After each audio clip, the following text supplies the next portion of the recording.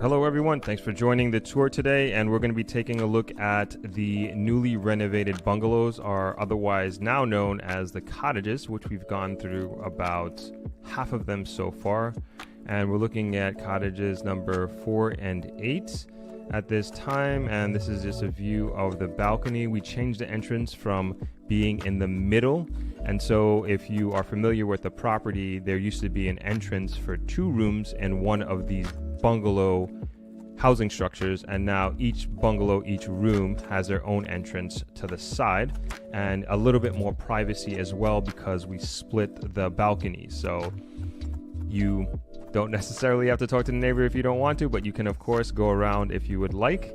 And moving into the room itself, these are brand new beds and frames and new design with the throw pillows and the standard pillows in the back there.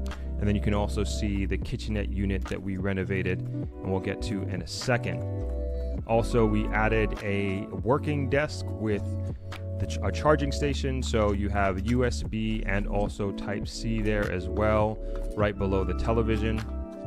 And that's for anybody who wants to get some work done, especially those work from home people.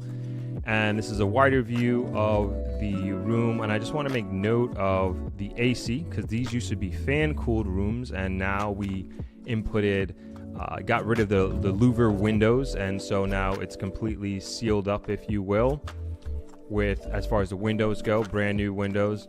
And also want to bring attention to the ceilings. So the ceilings used to be flat, and now we brought them up to an apex to give a little bit more room and make it feel a little bit more spacious, but still maintain the coziness. And also bringing some more attention to the far right corner of the kitchenette that we have, and we'll get to that in a second, and also the newly renovated bathroom. So we basically gutted this entire place. Even the floor tiles are brand new as well. And this is another angle of the bed, and just want to bring some attention to the LED bed frame, as well as the embedded nightstands and lamps, and another view of the kitchenette, I should say. And as you can see, it has basically all the utensils and tools that you might need to cook a meal. Included is a mini fridge there down on the left, and a hot plate, coffee maker, ice bucket, all the knives and utensils that you may need to feed a small family. Not necessarily Thanksgiving dinner, but you can definitely chef it up in there, especially if you're staying for an extended period of time. This might be a perfect type of accommodation for you. And that essentially is the kitchen. And now moving on to the bathroom.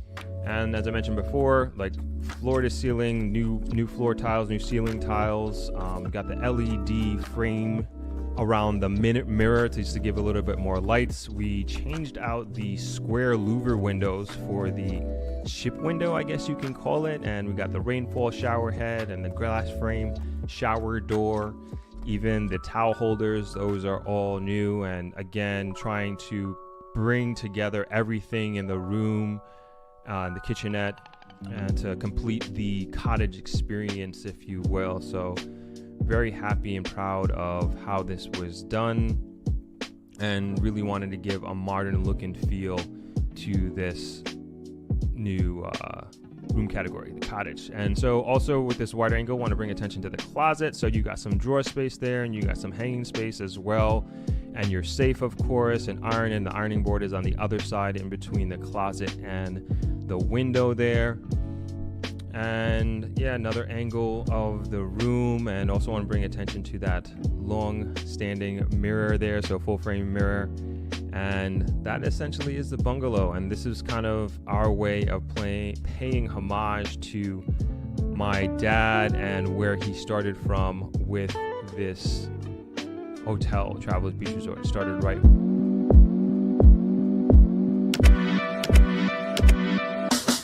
I've been with the Pinnacle since inception, since we first opened our doors to the public in 2023. I'm a sales executive for the Pinnacle. So it was not an easy concept to grasp for here. I'm like, in Jamaica, in Montego Bay, how is that going to work? Because it's villas and it's hotel, it's residences and hotel, and then commercial area. That's huge. right? I've seen it elsewhere in bigger markets, in maybe better demographic locations. So in Jamaica, like, how will that work? How can we sell this? How are we going to sell this? You know, a lot of doubts when I just heard about it. But then I'm here, I'm doing it every day. I'm loving it. It's a great product. It's an easy sell. It's something I can do in my sleep. I can talk to Pinnacle in my sleep. I believe in the vision of our directors, and we're all working together as a team to make sure that in 2029, when we open our doors to everybody, all that we've dreamed of and they're working towards will be accomplished. Our directors they're born in China, they're Chinese, but they're Jamaicans. They've been here for an average of 20 years each. This is where they have their businesses, their families. This is where their children go to school. So this is where they want to give back as well. They want to make sure they're helping to build Montego Bay and Jamaica in general by offering this kind of space where, as a business owner, you can come and own a part of this. You can have your offering here as well. And we're going to have a great mix. We're not restricting it. We're not limiting. We just want to make sure that anybody that's in this space also believes in our dream, has that vision, wants to have that elevated experience, and wants to offer that elevated service to a potential visitor or guest or client that comes in. We're sitting in our commercial area now, where if you're here on this property, or if you don't live here, you're not visiting, but then you want to come to the supermarket or the pharmacy or the cafe or the clothing store, you can come here. It's commercial, it will be open to the public. The public will have access. Then we have the 4 towers. We have the Swallowtail, which is the residential tower. So if you buy into the Swallowtail, then the expectation is that you're going to live here. And then who wouldn't want to live here, right? So you can actually live at a branded residence, 5-star hotel property, right? Second tower is our Canary Tower. And these units we're selling individually. It's the same 1:4 units as the Swallowtail Tower. Same layout, same design, same look and feel. But in this tower, the expectation is, or what we're saying to you is, if you buy here, you don't have to live here. We'll never allow Airbnb or short-term rentals, but you own your unit, it's titled in your name, and then you have the option to put it back into the residential return program with the hotel. That means if you don't live in Jamaica, and most of our buyers they're Jamaicans or members of the diaspora. We have some international people, but it's a good mix. So it means that if you're not ready to live here, if you don't live here right now, but you still want to have some kind of piece of this pie, you can buy into the Canary. When you're not in your unit, it's with the hotel. The hotel takes care of everything associated with that. It's the guests coming in and out, the marketing, the maintenance, and the average day-to-day of the unit. The third tower, the Hummingbird, we have not yet started to sell, but will basically be the same manner as the Canary. That will be the buying option for persons that want to buy. Our fourth tower, which is going to be the hotel, it's the Mondrian. We're not selling those units at all. The hotel has already taken that. And the hotel group is their core hospitality group. The first 2 towers are 28 stories, 141 units. The third tower, we've modified a little bit based on our conversations with our core. It's now going to be 25 stories with a little bit under 200 units. And then we're going to have the third tower, which will be 23 stories. Because what we have in mind is we want everybody to also get a view, right? And I'm sure we'll touch on the views in a little bit. So and we're speaking with the hotel, we have that in mind, and we're making sure that it works for us as well as for our buyers, with all the amenities that you can think of and associate with a 5-star property. So it's the parking garages. So the first parking garage will have 380 car spaces for parking with storage lockers. The second one is 275. And on top of those parking garages, now you have the pool decks and the green area, rec area, where you can come as a resident or as a visitor and just have fun, relax, read a book, go by the bar, take your children. Just a general relaxation area. We're going to have pickleball, tennis court, basketball courts. We'll have 5-star restaurants, cigar bar, wine bar, spa, gym, 24 hours. It never closes. Living starts on the 3rd floor, and then the layout changes as well. From 3 to 18, there are 7 units per floor. You get a combination of 5 2-beds, 1 1-bed, and a 3-bed. Then once you get above that, 19 to 24, you have 2 beds, 2 3-beds. They're bigger. And then above that, 25 and 26, 2 sets of 4-bedroom sub-penthouses. Then it goes 27, 28, 5,000 square feet each of a 5-bedroom penthouse. If you buy a penthouse, you automatically get a slip with your purchase. If you buy a sub-pent, you get a slip with your purchase. The others will be open for you to pay to use while you're here. We'll also have a water taxi. We're gonna have a ferry service, So we can pick people up at Freeport and take them here. We can take people from here to strategic locations in and around Mobay. So it cuts out all the highway traffic and the downtown traffic if you don't choose to travel by road. You can actually go by sea much faster. I have different clients with different reactions. I have clients that I speak with all the time because they're very hands-on and they want to make sure and they want updates very often, right? And then I have clients that are just ready. I have a lot of clients that especially are in the US. They're Jamaicans, but in the US, and they've worked hard for years. They're ready to come back home and they're like, can you just finish already? This is beautiful. This will actually match the lifestyle that I have now. This, I'll have my walking trail, I'll have my gym. There's a supermarket right there. I want to come home. I am ready for this elevated style of living where I'm from. So they're experiencing it in another country. And they're excited that they can come home, they can retire here just the same and have that same level of experience. A lot of people weren't expecting it. No 2 units have the same price. That's food for thought, right? So we have pricing based on availability right now, because that's where the starting price is based on what's available. And then also based on the size of the unit, the layout, and then the floor that you're on and the view that you get. So for example, we circulate a lot. We do a lot of media and social media posts with our model units.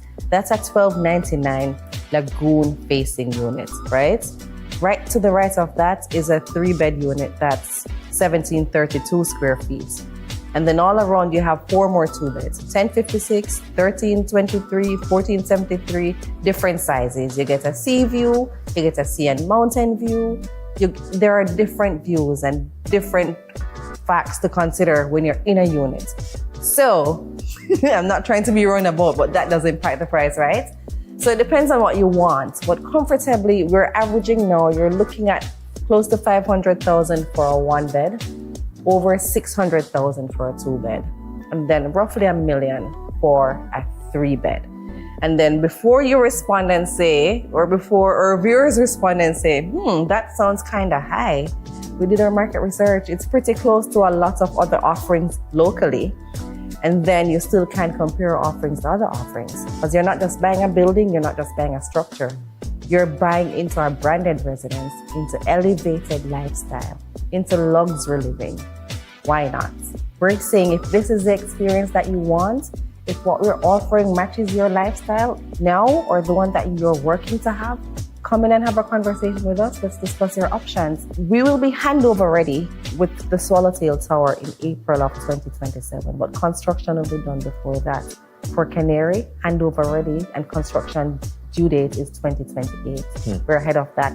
The entire development is 2029. So all amenities, the homes along the front, along the sea line, the towers, done for 2029. Hey everyone, Throp here. I hope you enjoyed that infomercial on the Pinnacle. I know really exciting stuff ahead. If you'd like some more information, please scan the QR code on your screen right now or click the link in the description below, and we'll have a representative from the Pinnacle reach out to you right away. Now back to the stream. Throp here again. As you're probably hearing, Jamaica is on an unprecedented economical tear, and I know many people are interested to learn how they might be able to buy property in Jamaica, move here, or even start a business.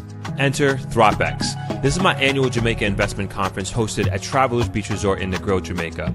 If you're even considering moving to or investing in Jamaica, this is the best low-risk opportunity to do your due diligence and network with the very people driving the country forward. This event brings together a group of hand-picked, trusted, top-of-their-field individuals, the best developers, contractors, real estate pros, lenders, and government partners, all under one roof to help you make your move. This is very much an action-focused premium conference experience geared towards empowering you with the tools and team necessary to create your Jamaica dream. We've partnered with the Tax Administration of Jamaica to help you get your TRN and even open a bank account, all conveniently located on conference property. One of the most popular parts of the conference is the real estate tour. It's the best way to understand Jamaica's real estate market, seeing and experiencing properties firsthand so you can compare apples to apples. Another incredibly valuable part of the conference is the people you will meet. Attendees have been some of the most dynamic, inspiring individuals I have met doing incredible things with their lives. As always, this year will be fun, educational, and actionable, giving you the tools, insights, and connections to invest, build, and move to Jamaica. For more information, please visit Throp-X.com and join our mailing list.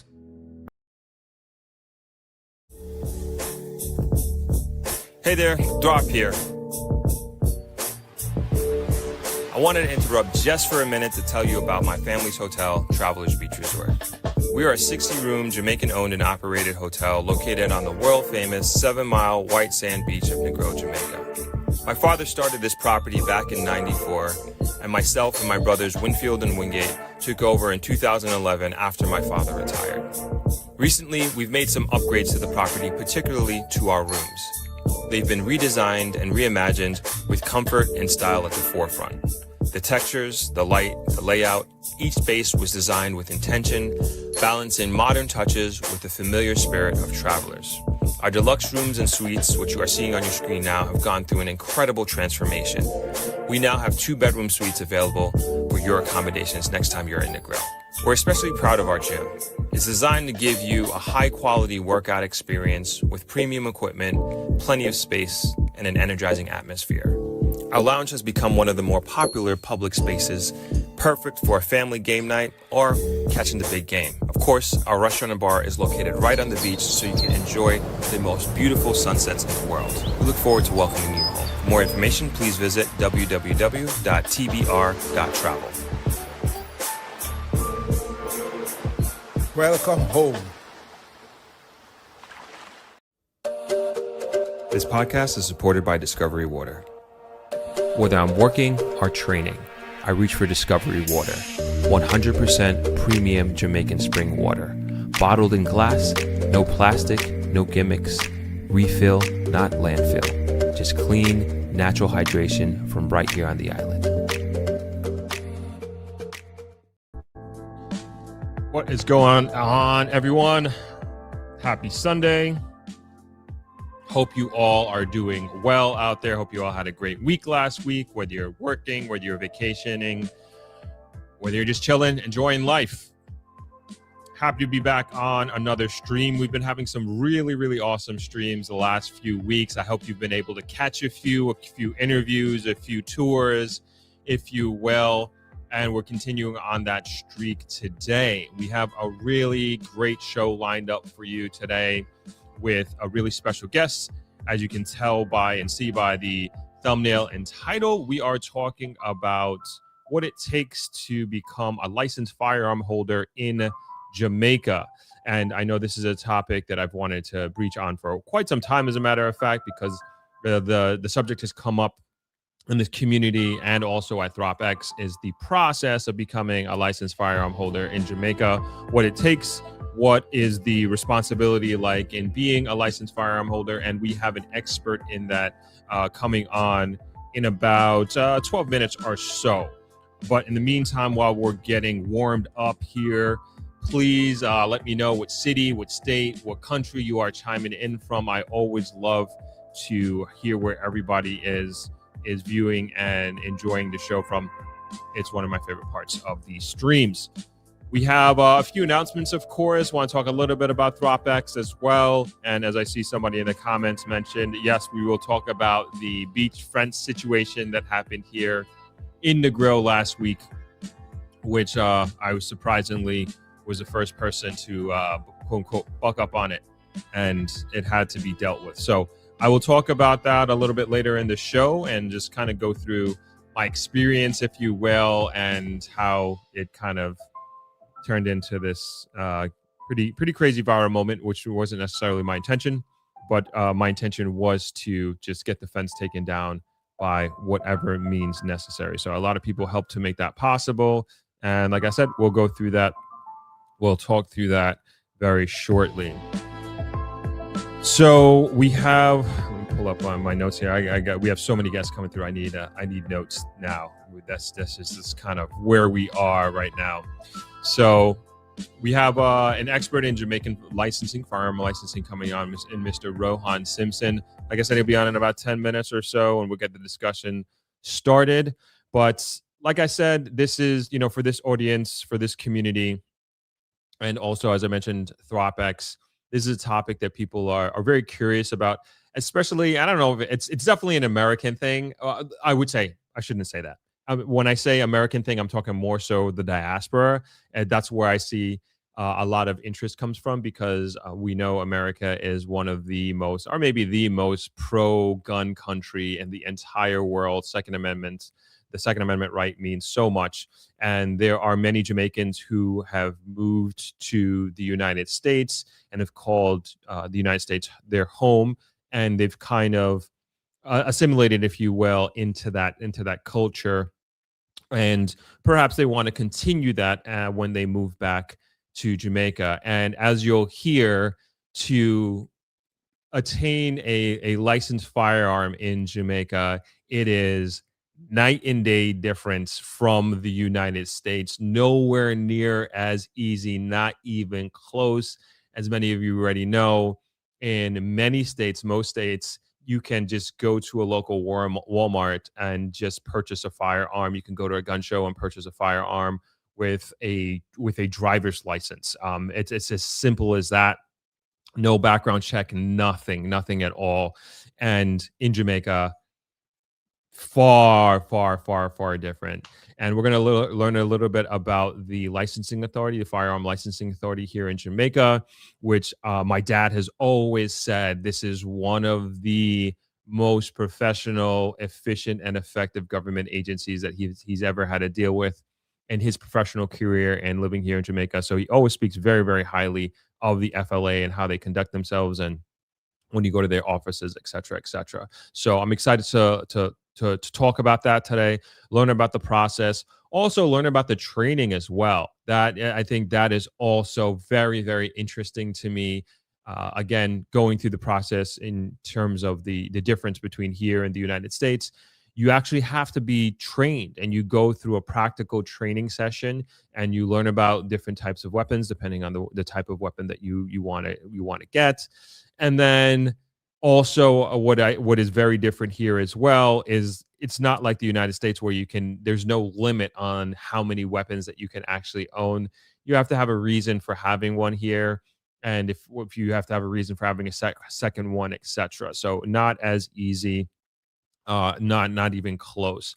And then the third part of this process is, I wouldn't say process, I guess process is actually the responsibility of being a licensed firearm holder, and what comes with that, and what types of obligations do you have, training, continued background checks, what type of behavior do you have to exhibit, what type of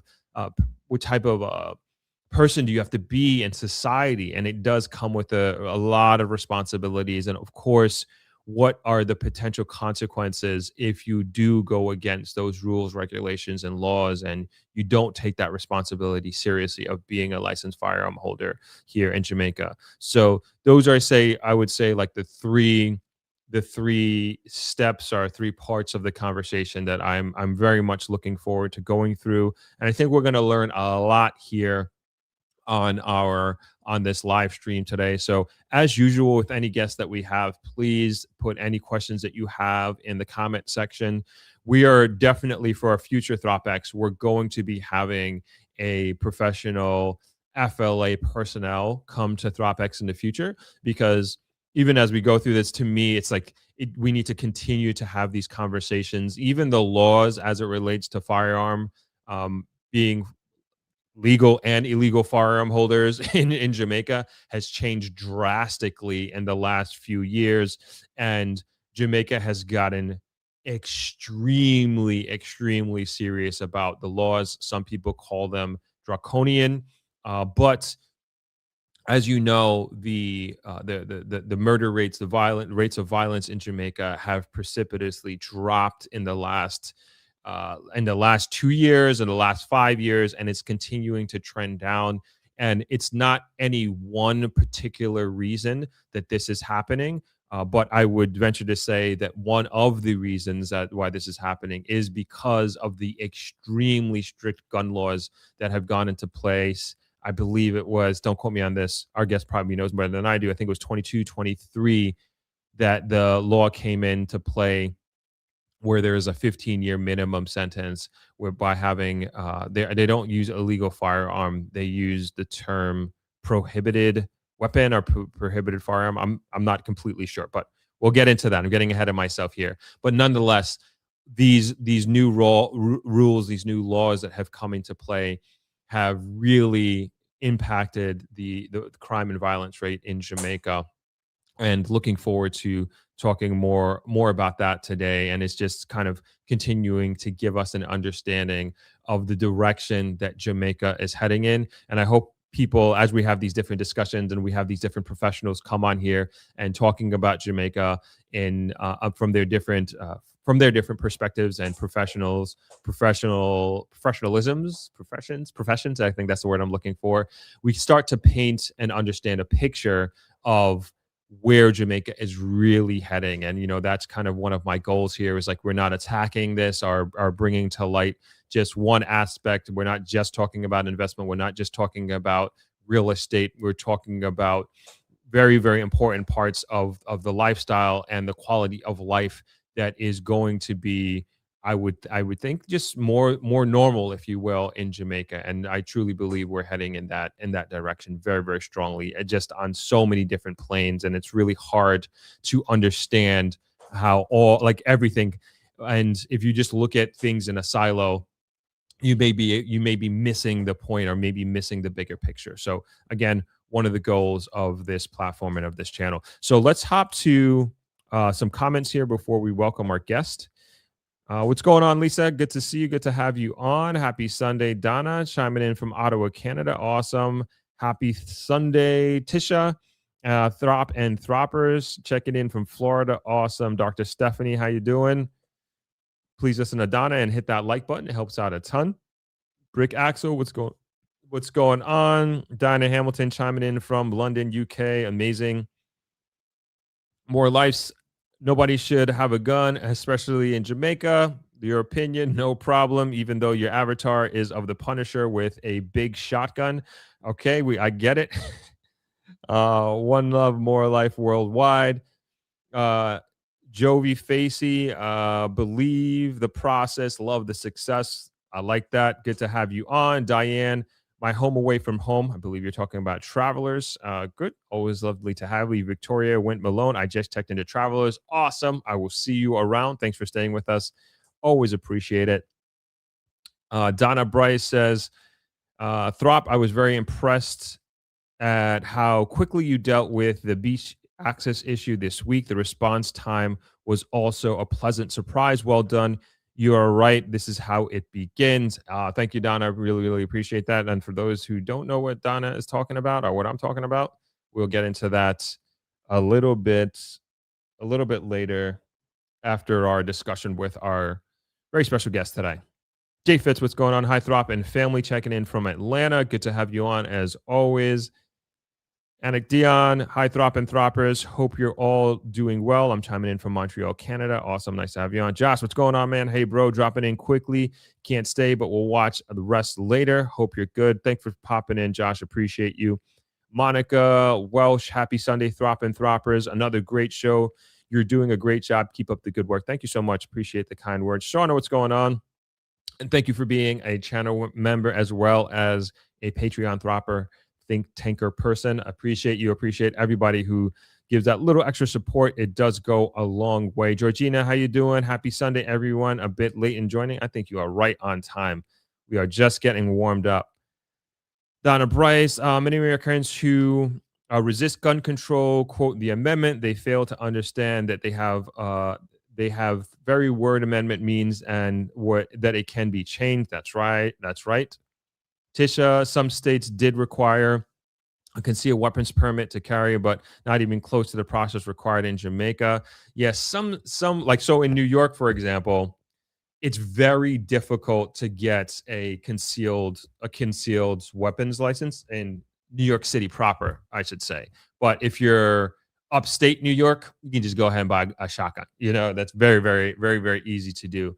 Concealed weapon, unless things have changed since I have left. But that is very true in certain states and certain jurisdictions. Monica, my lovely throppers, three, please top up the like, please. Yeah, please. That would really, really help us out a tremendous amount. Champagne Coker, nice to be there. Trying to move to Jamaica this year. Awesome. I hope you're able to do that. And if this community can help and assist in any way, please let us know. Yalis, imagine running a sub 2-hour marathon and not winning. Yeah, I saw that. I don't know if anybody saw that. Hold on. Yeah, I don't know if anybody saw that, but somebody broke. Well, I should know their names. Two people broke the 2-hour marathon this morning at the London Marathon, and an unimaginable feat. Let's get their names up. I think that's worth getting their names up. So I don't know if anybody remembers when Eliud Kipchoge a few years ago, he did they did the whole thing with Nike, and he was trying to break the 2-hour marathon. And there was this whole setup with different pacers coming in and kind of breaking the wind for him. And every 5K, a different set of runners would come in and break the wind for him. And that's how he was able to break the 2-hour marathon. But he did it. It didn't count as a world record because he did it in this controlled environment. And he did 2 attempts. One he did at Monza racetrack, and then one he did in, oh my gosh, what is it? What's not Vienna? Definitely not Vienna. European city. I can't remember. But again, it didn't count because it was in this controlled environment and it wasn't on a sanctioned race course. And so now 2 people did that, and this is like this Roger Bannister moment. So if you don't know who Roger Bannister, Roger Bannister is the first person in the world to break the 4-minute mile. And it was this, up until that point, it was this just mental barrier, and it was thought to be absolutely impossible. You cannot break the 4-minute mile. It's beyond human capabilities.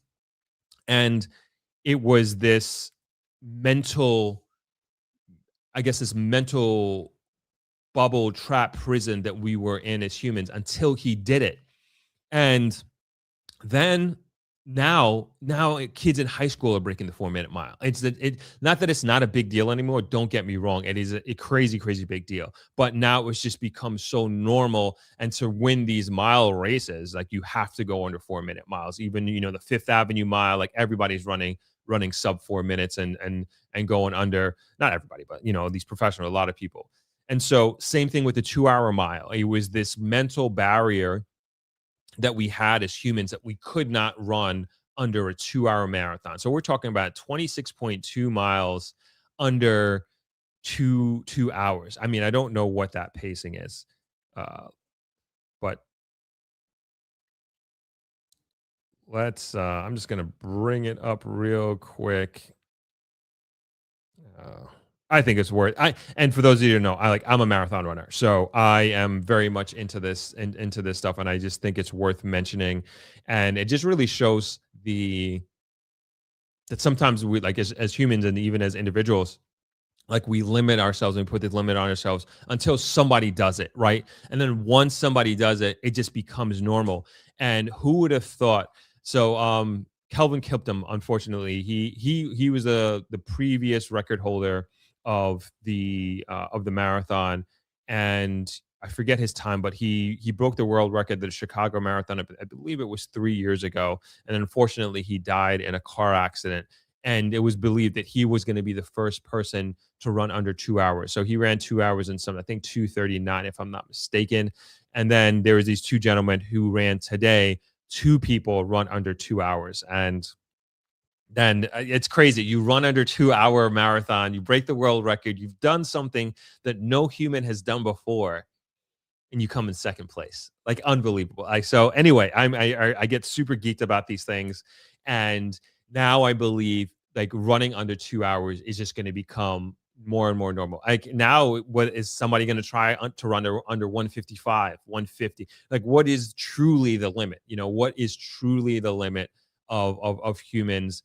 And of course, technology is playing a big part in this, with shoe technology, also even nutritional technology. I think a lot of people don't talk about, because you have to fuel your body. You can only store so much sugar, so much glycogen, and the way the science is working before, you can only, I know when I started running, oh my gosh, the fuel, the nutrition that I was getting was like horrible. And the stomach stuff was terrible, put it that way. And then eventually things got better, and now you can just put down and store. You can take in so much more without the stomach issue. So I think that has a lot to do with it. So anyway, I get geeked about these things when they come up. Thank you for the opportunity for me to talk about running. All right, let's wrap up these last few comments, and then we'll have our guests come on. Steve Buddington, strict gun laws in Jamaica, love it, from New Orleans, from Savlamar. Good to have you. Graham, happy Sunday. Throp and Throppers, good to have you on. Jala Ford, blessed Sunday. Throp and Throppers. Carolina, hello, Throp. Good to have you. Jay Fitz. In some cities in Georgia, the law requires every household to have a gun. Really? Like, again, very, very different from Jamaica. Awesome. Thank you for that insight. T&K 2015. Massachusetts requires safety class, fingerprints, background checks, including mental illness, and an interview taking about a year. Excuse me. That's also very good to know. You can see the variety in the states, state laws and requirements. TNK 2015 says, wasn't this agency accused of taking bribery last year? I don't know. I don't know if you're talking about Massachusetts or Jamaica or whatever have you. But at this time, I think we are ready. Our guest is in the staging room.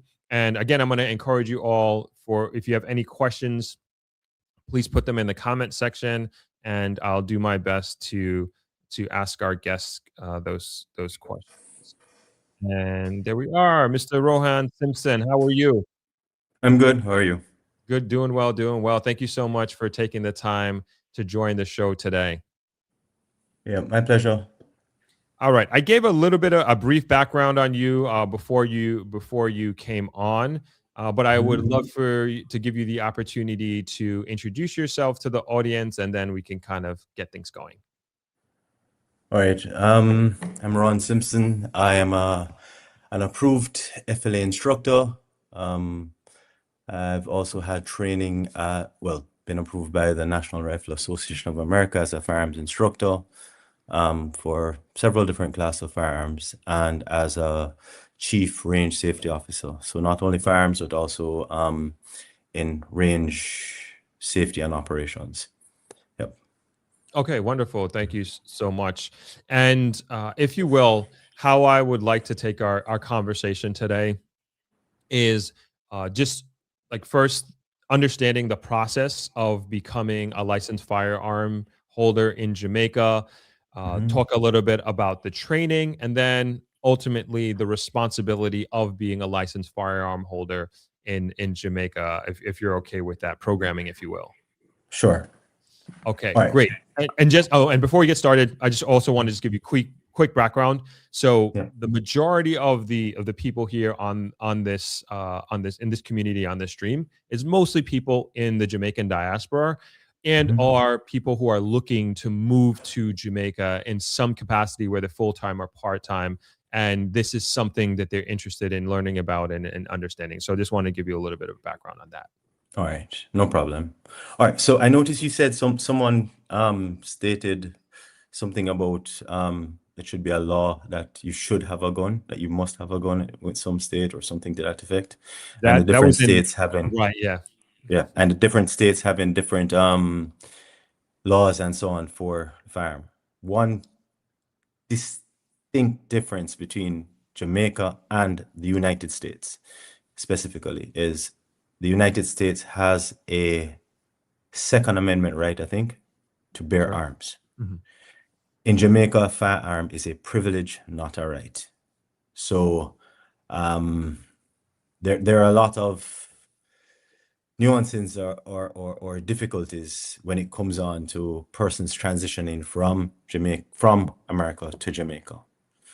We don't have any stand your ground rules here. As a matter of fact, or authority preaches for us to try to retreat before actually using that firearm. Right? All right, so let's go into the process of getting the firearm. You have to do an application to the governing body, which is the Firearm Licensing Authority. There are a few offices across the island. The head office is in Kingston. There is one in St. Anne. There is one in Mobay, and there is one in Mandeville. So there are 4 offices thus far. You have to submit an application, which you download an application form off their website. You need to submit. I'm looking here at their criteria. Applicant must be 21 years of age.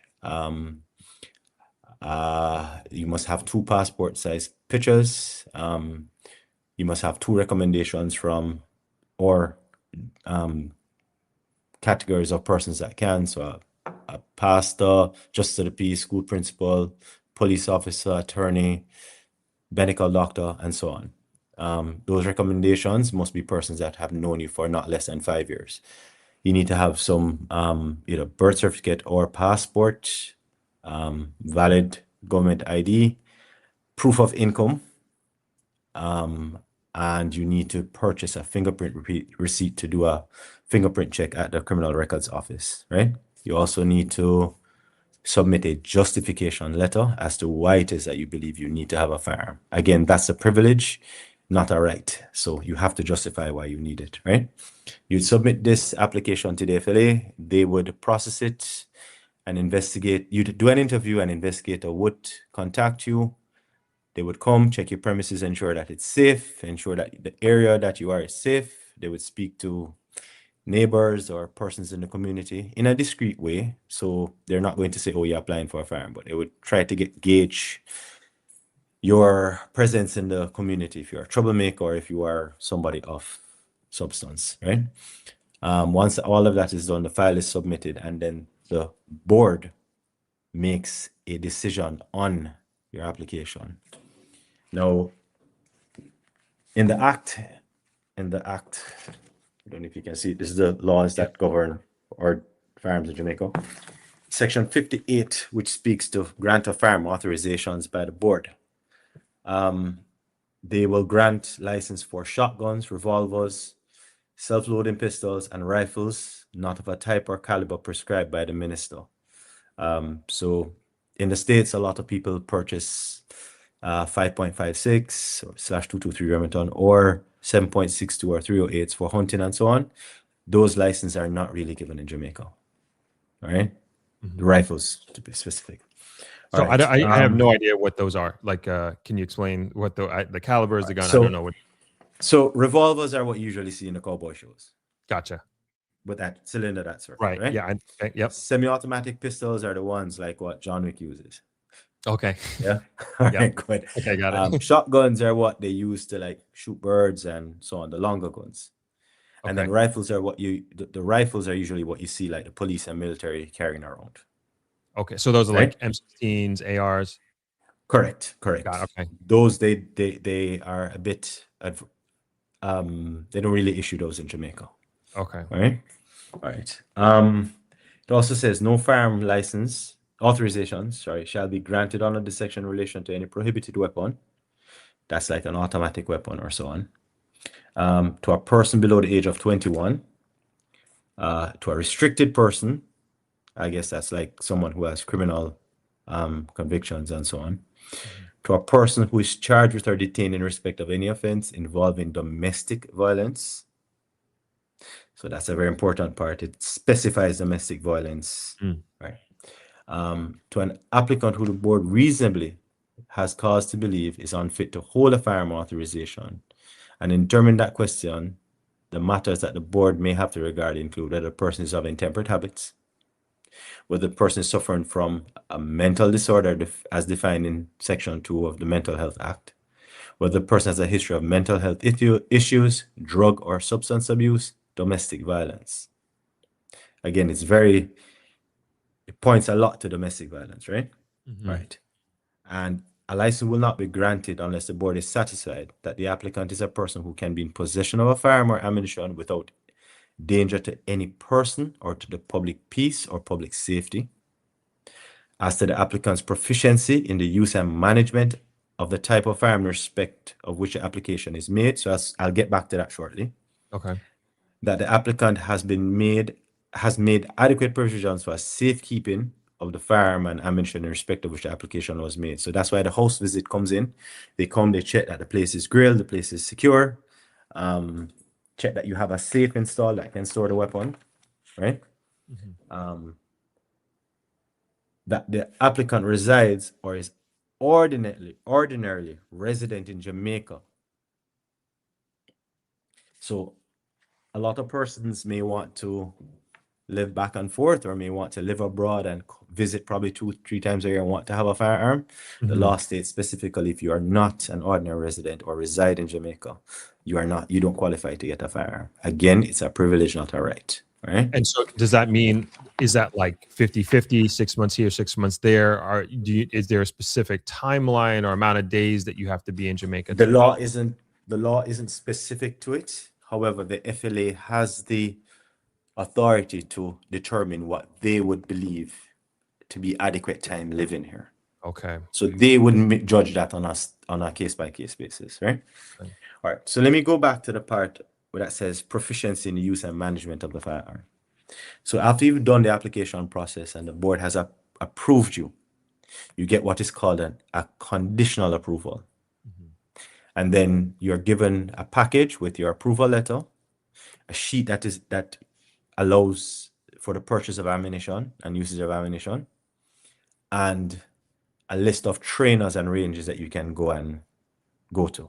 I'm one of I think we're about 40 something, maybe 50 of us that are authorized in Jamaica to do that training. And it's a standardized test that the FLA sets that you have to shoot, a practical shooting test that you have to shoot. All right. So we train the persons in the use, safety, handling, how to hold the gun, the stance, the grip, the sight alignment, for accuracy, for all of that. We do a classroom session, or we should do a classroom session, which goes through the laws, the legal implications, the responsibilities, all of that,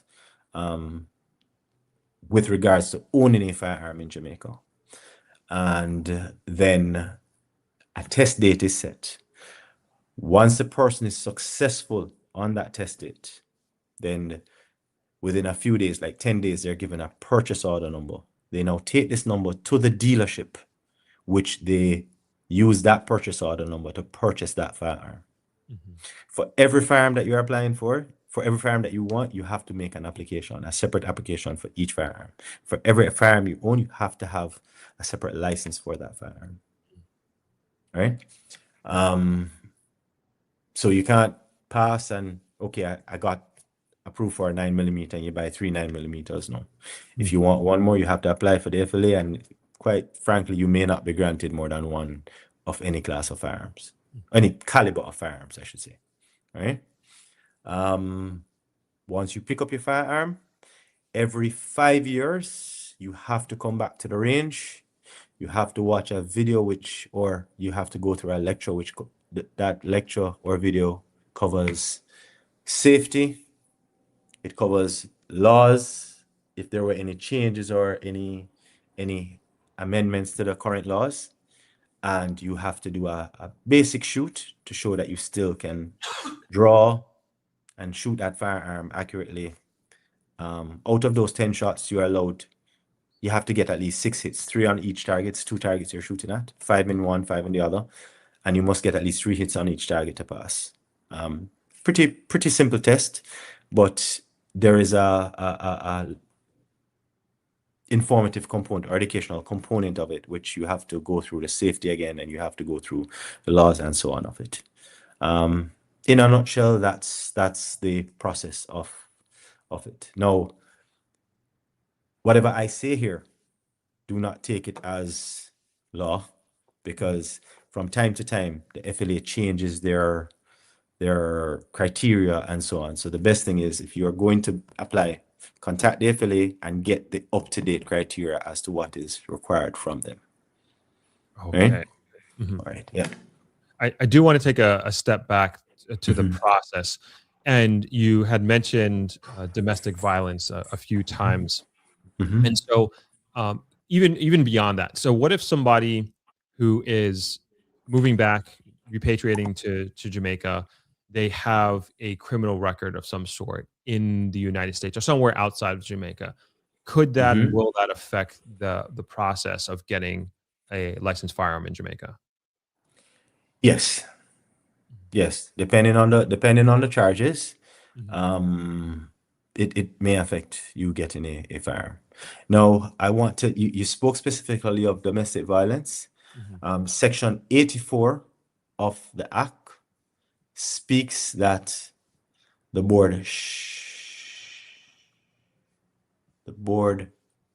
may revoke a firearm authorization if the holder thereof is charged with or detained in respect of an offense involving domestic violence. Yeah? Mhm. Is convicted of an offense other than an offense mentioned in subsection 1 in Jamaica or in another country. Mm. So even if you get the firearm license and you are convicted of an offense in another country, depending on the offense,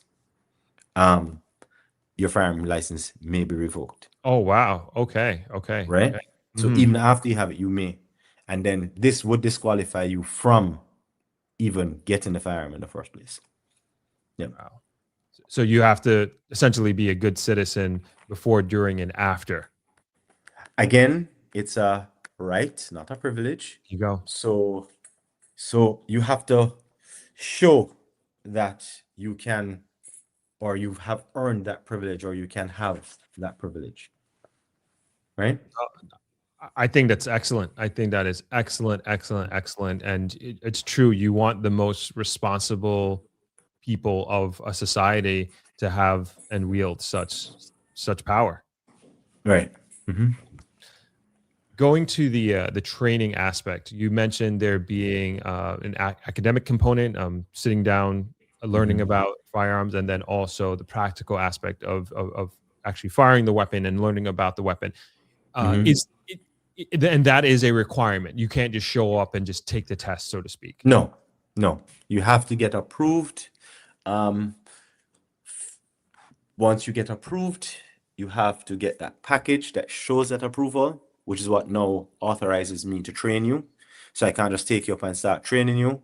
And the basics of that is Jamaica in the past couple of years had a very high gun crime rate. It Yeah. has been trending down and it has been coming down thanks to the police and the Ministry of National Security, the powers that be. But just imagine if these gunmen who have access to firearms and ammunition were to get quality training and actually know how to use these firearms, Man.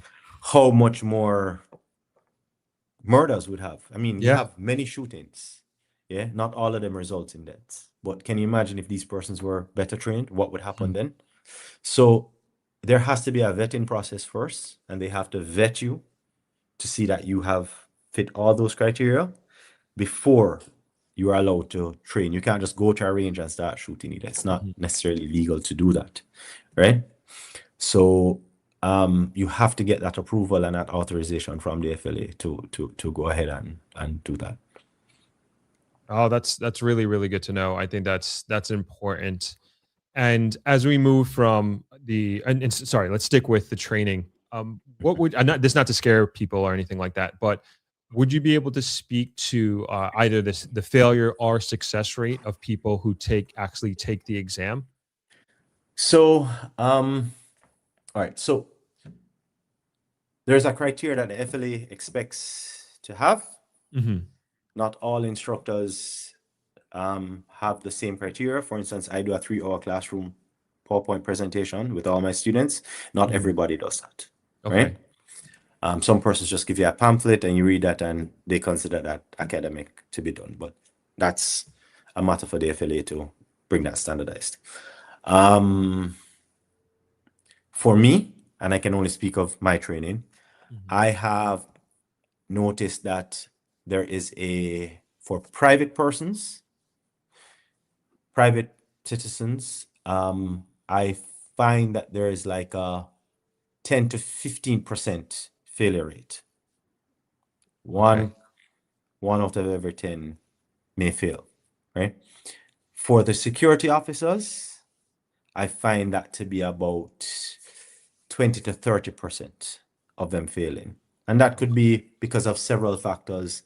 One, the security officer doesn't have the luxury of as much time and as much resources to train because it's limited by the company, by the security company, whereas the private holder trains as he chooses, right?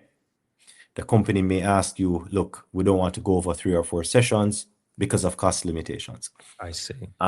The private holder may come 5-6 times to the range to be up to the standard. 2, most of the security officers are doing 2 or 3 guns. They're doing the revolver, the pistol, and the shotgun on the same day, whereas most private persons doing 1 firearm, maybe 2. So the failure rate is average about 30%, 15 to 30% persons fail the exam. But the exam is pretty difficult.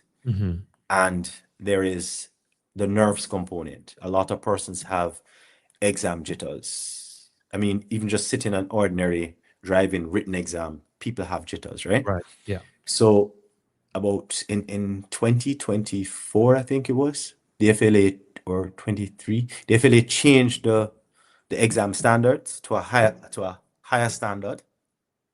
The old standard was easier, and you got 2 chances on the day. Okay. They changed the standard to a higher standard, but you only get 1 attempt on the day. Wow. I think the pass rate would be higher if they got 2 chances, but the FLA has it at 1 chance per day. And just, I don't know if you would mind me giving you a brief of what the test is. No, please. I would love that. That's my next question. Yeah. So please. you have 3 targets. 1 target is at 9 feet, 1 is at 15 feet, and 1 is at 21 feet away. You're standing directly in front of the 9 feet target. You have 4 seconds. The first string, you have 4 seconds to pull your firearm using 1 hand to engage the target at 9 feet away with 2 shots. You have 4 seconds to do that, and your gun is concealed, so your shirt is covering your gun, right? Okay. So you have to draw the gun and put 2 shots in that target in 4 seconds using 1 hand. If you miss one of those shots, you fail right there. Wow. Okay, good. Now, the second string, you have 6 seconds to pull that firearm, engage the target in front of you at 9 feet, and the target at 15 feet, which is to your right at 15 feet. You have 6 seconds to put 2 shots in each of those targets using both hands, and you're drawing from concealment again. Well, all draws are from concealment. Good? So sorry. How many shots do you have to use on the second part? 4 shots. 2 in A, 2 in B. 2 in the target at 9 feet, 2 in the target at 15 feet. And how many are you allowed to miss? So for the whole test, you can miss only 2 shots. Out of the 10 rounds that you're allowed to fire for that test, you can only miss 2 shots. You cannot miss any in the first string on A. You can't miss the 1-hand shoot. You can't miss any. And then the last string that you're shooting, which is you're going to fire 2 shots in B, move behind a cover, a concealment, like a barrier, reload your firearm. So you take out that magazine that's in it, put in another magazine or you refill. You come out and you engage the last target from behind cover with 2 more shots, and you must get at least 1 shot in that target. If you miss the 2 shots on that target altogether, even though you're allowed to miss 2 shots, but if that target isn't hit any at all, you have failed as well. Failed. Wow. So it's a pretty nerve-wracking. I can even talking about it it's nervous. For the shotgun, you Mhm. have to put 2 shots. You have 2 plates at 45 feet away and 3 plates at 60 feet away. You engage 2 plates. You put 2 shots in the shotgun. You engage, and you have 3 minutes for the shotgun. Engage those two with 2 shots. Put on the safety. Move behind cover. Reload the gun with 4 shots. Shoot down those 3 plates from concealment using a different position. The security guards have to do both kneeling and prone. The private persons use only two positions. So you can use either standing or kneeling, standing and prone, or so on. So from behind cover, you have to engage your other 3 targets from a different position, and you can only miss one shot. If you miss 2 shots, you failed. It seems quite a big difference between the shotgun in terms of distance between the shotgun and the other gun. Why is that? Why is it so big? All right. So the handguns use a single projectile. Okay. So in essence, it's easier to miss with the handgun. Okay. All right. With the shotgun, it uses shot pellets. So you have hundreds of little pellets coming out of that shotgun going towards the target. Good. So it's harder to miss the shotgun plates. So they put them further. And the shotgun is really used to shoot really like birds and so on, which are flying at a higher distance, as opposed to the handgun, which is really a close quarter weapon. Okay. Yeah. And the handgun is that includes the revolver as well. The handgun. Revolver and yeah. Okay. That's thank you for that. I think that's important to know. And now, what happens if you fail? So if you fail, you have to pay the FLA $15,000 to reshoot the exam, and you can reshoot that exam within 2 weeks. And you get 3 chances. So the first chance, you get 3 chances. If you fail the first chance, you get a second chance. You pay $15,000, shoot over. If you fail a second time, you get a third chance, which you have to go back and pay another $15,000 to shoot over again. If you fail that third attempt, you have to reapply for the license. And when you say reapply, does that mean like the background check, Go over the whole thing? The whole thing. Oh my gosh. The thing though is, because you would have done that recently, there would be some things that the FLA would circumvent in that new application. Okay. Right. Yeah. But sorry, you'd have to fill over that form. And I guess if there are any changes like to address or to anything, then they'd have to do over that part. If nothing changes, then they would do whatever they need to do to approve you. Wow. Yeah. But Yeah. I think it's good though, because if you think about it, you're owning a firearm, this very powerful weapon, and you're doing it to protect yourself in a worst case scenario, right? And you will not, more than likely, you will not have a second chance. You will not have a do-over, and you only really get that one chance. So it is, in a way, in a very real way, it's preparing you for a real life scenario that hopefully you never face. So to correct you on one thing, well, my opinion, you don't get one chance. You get half of a chance. Oh. He knows he's coming at you. He knows who you are. He knows you're probably armed. You don't know it's coming. You're surprised. And you will have to react. He's already bringing that attack. So you only get half of a chance to correct you there. 2, in the test, there are actually white targets in the test which represent civilians. If you hit those, you fail for safety. And you have to wait 1 month before you're able to redo that test.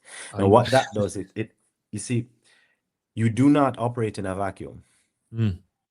Let us say you're attacked coming out of the bank. There are people, bystanders, other persons moving up and down the space.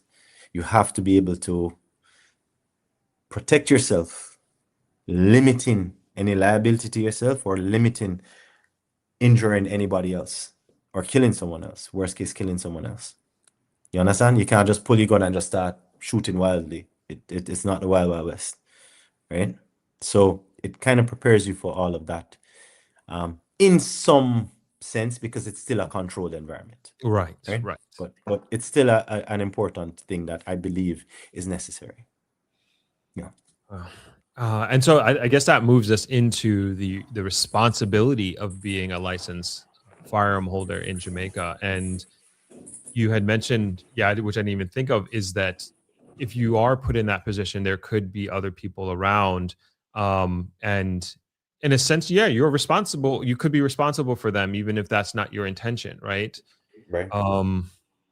And so let's if we can just, I guess, start from the top and just kind of give us an understanding of what it means to be a licensed firearm holder in Jamaica, and the responsibility that goes with that. All right.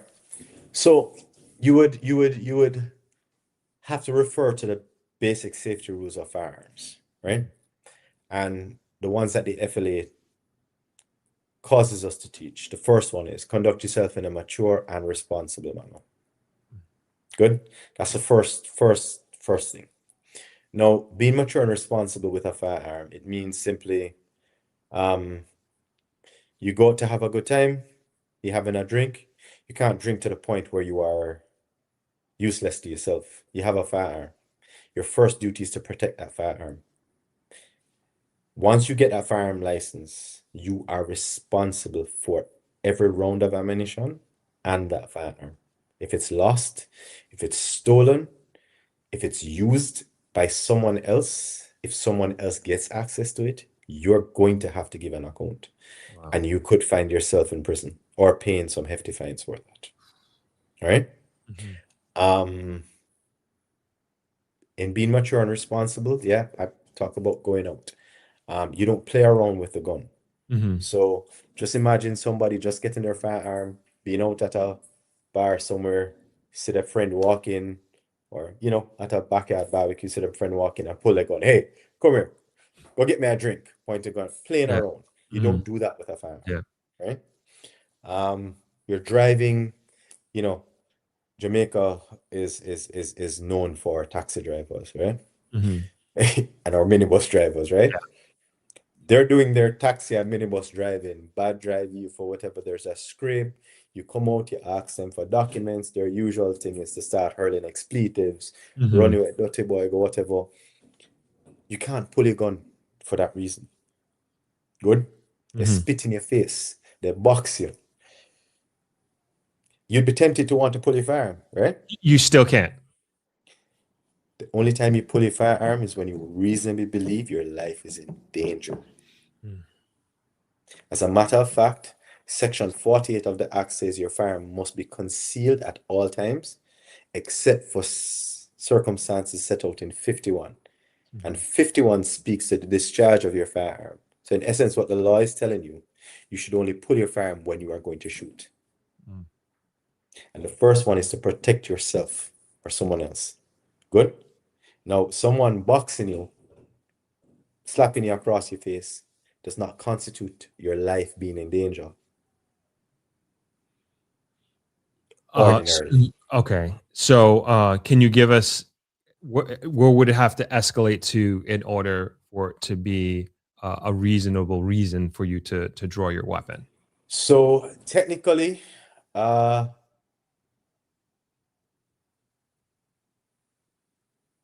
first thing we have to talk about is use of force. Okay. And the use of force rule states you should only use just enough force necessary to resolve the situation. Good. Okay. So you don't use a hammer to push a toothpick into cheese. Understood. Okay. Clear? Clear. Good. So in a situation where somebody slaps you across the face, pulling a firearm, the force is not proportional. Good? Yeah. All right. You should only use just enough force necessary for the situation. Now, for you to use, and force comes in many kinds.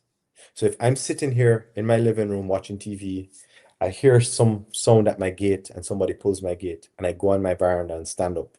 and the person is seeing me, I am actually using force. That force is called force of presence. Okay. Good. Mm-hmm. They continue walking into my yard. I could call out to them, hey, where are you going? That force is no verbal, Mm-hmm. right? For you to pull a firearm or to use a firearm, it's considered use of lethal or deadly force. For you to use lethal or deadly force, your assailant must have the ability to cause serious bodily harm or death to you. Ability comes in the form of size. So he's way bigger or stronger than you, right? Numbers, you're outnumbered. 4, 5, 6 guys coming at you, right? The person has some special skills or training, like a soldier, or has martial arts training, right? Or they have a deadly weapon. Okay. Good. Mm-hmm. But if I'm inside my house, the house is grilled and locked up, and they're outside, they have the ability to cause serious bodily harm to me, right? But what don't they have? They have no access to me. Right. They have no opportunity to use this ability. So they must have the ability to cause serious bodily harm or death, have access to or the opportunity to cause serious bodily harm or death. And the third thing is whether by said word or action show intent. Now, once those 3 things are there, and you have done everything else before resorting to that lethal weapon, you've tried to run away, you've tried to calm down the situation, to de-escalate it, you have done everything in your power, and it doesn't work, and those 3 things are there, then you could be legally justified to use lethal force. But unless those 4 things are there, you're not legally justified. Fair? 2, That is, I want to add something. yes. I'd have to search for the part of the act that states it. However, understand, in Jamaica, you have a firearm on you and you commit a criminal act, the law will deem you possessing that firearm illegally, or you're in illegal possession of that firearm, even though that firearm was not used while committing that act. Okay. So from what okay. Yeah, please continue. Yep. So you are on the beach, you see some guy come over. Let's not use the beach because you'd be clothed, right? You're on the road. Some guy comes over to your partner, starts chatting up to her or whatever. You're uncomfortable. You say something to him, and he fans you away, whatever. Mm-hmm. You punch him and knock him out. His lip cut. Mm-hmm. To punch him, or you push him, you shove him. Just shoving him, that's an assault under Jamaican law. If you punch him and his lip bursts, that's not an assault, occasionally in bodily harm, right? That's a criminal offense. Wow.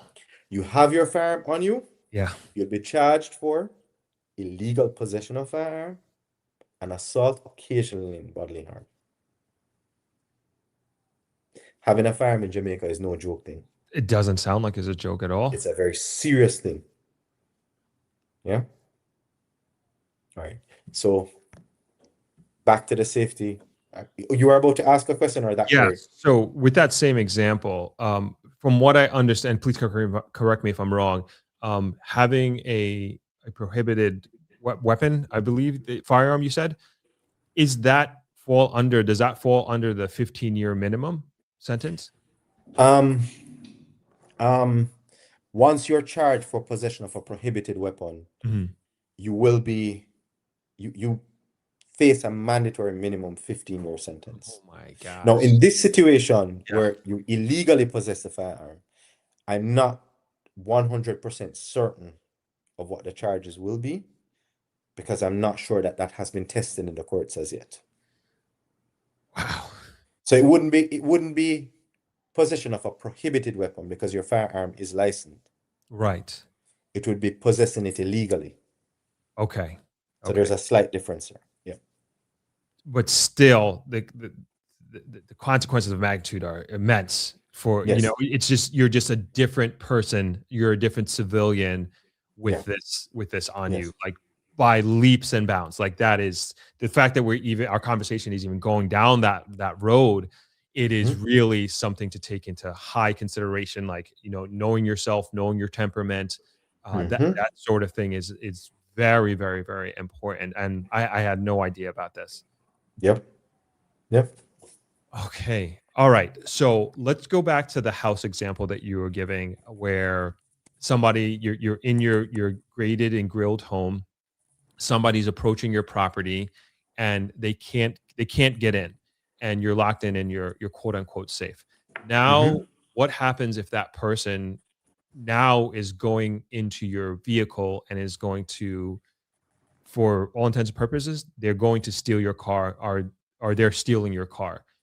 What then right do you have? Can you use your firearm in that instance? What can you do in that situation? So the law says that you can use your firearm to protect life and property, or the life and property of someone else. Okay. The Act says that. However, our justice system does not look favorably on you using your firearm to protect property unless life is at stake. So if the person is stealing the car, you can't just push your gun through the window and shoot at them. Okay. Or fire a shot to scare them. Good? Even though the law says you can use your firearm to protect property, it's not to scare people. Right? So here's the question. Was the car insured? Yes. Good. What's the value of the car? How much money do you make per month? How long would it take you to replace that car? Is the penalty for larceny of a motor vehicle the death penalty? Who made you judge, jury, and executioner? A firearm is a tool that is designed to kill. Once it's used, there's a very high likelihood that if it's used on a person, they will die. Or on a living thing, it will die. You cannot just use it wantonly. Understand? Yeah. And that's also why I stated, one of the precursors I stated, we do not have a stand your ground rule in Jamaica. Right. In certain states where you have a stand your ground rule, you could do that and you'd be perfectly fine. Not in Jamaica. Wow. Yeah, I think this is very, very important information that people really need to understand, the responsibility that you are taking on in being a licensed firearm holder. I mean, and it's difficult to achieve for a reason. And then once, from what I'm hearing, once you have it, man, you're a different human being in how you conduct yourself and move in society. Because even you said before, if your weapon is stolen, like, it's your responsibility. You're going to have to show account for that. And man, God forbid that weapon is used to harm somebody that's outside your possession when it is stolen. I can only imagine what would the consequences of that would be. All right, so I've known of persons walking with their little leather pouches, little pouches like little bags like this. Yeah. Right. And they have their firearm in there. They pull up to the gas station, getting gas, stick out the card to swipe to pay for the gas. Machine out there not working. Could you go inside? They run into the gas station, swipe the card, come back in, the pouch is gone. Oh my gosh. What a nightmare. Okay. You have just brought onto yourself a charge of negligence, resulting in the loss of firearm. Right? All right. You're at home. Your firearm is in your couch or under your pillow because you leave it for easy reach. Your child or someone, some guest in the home, a relative in the home, gets in contact with it, picks it up and fires it. God forbid. Let's hope it doesn't injure or kill anyone. Yeah. But if that happens, you are in serious trouble. Man. So you must have that firearm on your person at all times, under your control or locked in a safe that no one else has access to. Wow. It's I mean, just think that's scary stuff. I mean, you cannot be careless even for a split second, even with that example running into the gas station. Yep. My goodness. Good. Another thing, section 51. So a lot of persons who may have land, 50 odd acres, 20 odd acres of land, they have their firearm on them. I wonder if it's working. And just pull it out and fire 2 shots. Anything wrong with that? Section 51 says you shall not discharge your firearm in any place except, and it gives 4 circumstances: protecting yourself or someone else, shooting a trespassing animal, at a shooting range, where the FLA gives authorization for, or during like bird hunting season. So just doing that to test your firearm, which probably some states will allow that while you're on your own property, you do it. You can't do that here. Wow. Hmm. Boy, oh boy. This makes me ask you the question is to you, what type of person should get a firearm in Jamaica? Like, why would somebody want to go down that route, or what should be the reason?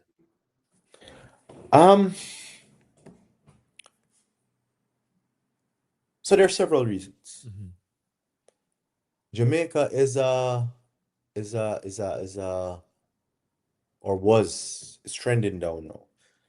A country with very high gun crimes, right? You call the police, the response is usually a good time off, right? And not everybody can necessarily afford a King Alarm or a Hawkeye or one of those security services, right? You're in your business place, you're attacked, you want to have that chance to defend yourself. Good. Driving through Jamaica, I mean, just leaving the airport in Kingston, going anywhere, you drive through or drive past on the outskirts of volatile communities. Understand? Yeah. So anywhere you're going, there is a chance that you may encounter danger. So there's a security aspect of it. You have persons who like to hunt birds. We used to hunt hogs and reindeer, but with this new act, it's limited. You can't do that anymore except outside of bird hunting season, legally. So there are the bird shooters who like that. And then you have people who do the sporting events. So clay shooting, skeet shooting, and then you have persons who do the practical pistol. Actually, this weekend, we're having our Jamaica International or Invitational IPSC pistol tournament. We had first leg at the Jamaica Rifle Association yesterday, and they're having one down by the Woodley shooting range today. And those are persons who do the practical pistol. One such person is my ex-wife, who is like probably Jamaica's top female shooter, probably the Caribbean's top female shooter. Oh, wow. And she has no interest in having a firearm for defense. She has no interest in carrying a firearm on her every day. She just does it for the sport, and she loves the sport, but she has no care for having a firearm on her every day. Right? So different persons have them for different reasons. Most persons have them though for protection. I see. And so that was the next thing I wanted to talk about is the I don't know if we can call it the firearms community in Jamaica. It seems honestly, it seems pretty cool. Like there is what you just talked about is the competition aspect of it. There's also the hunting aspect of it, and then the protection aspect of it. And I think that those are communities that it can be another hobby, right? Like you said, going to these different competitions and being ranked and doing it for the sport. I think that's a great reason and a great hobby to have.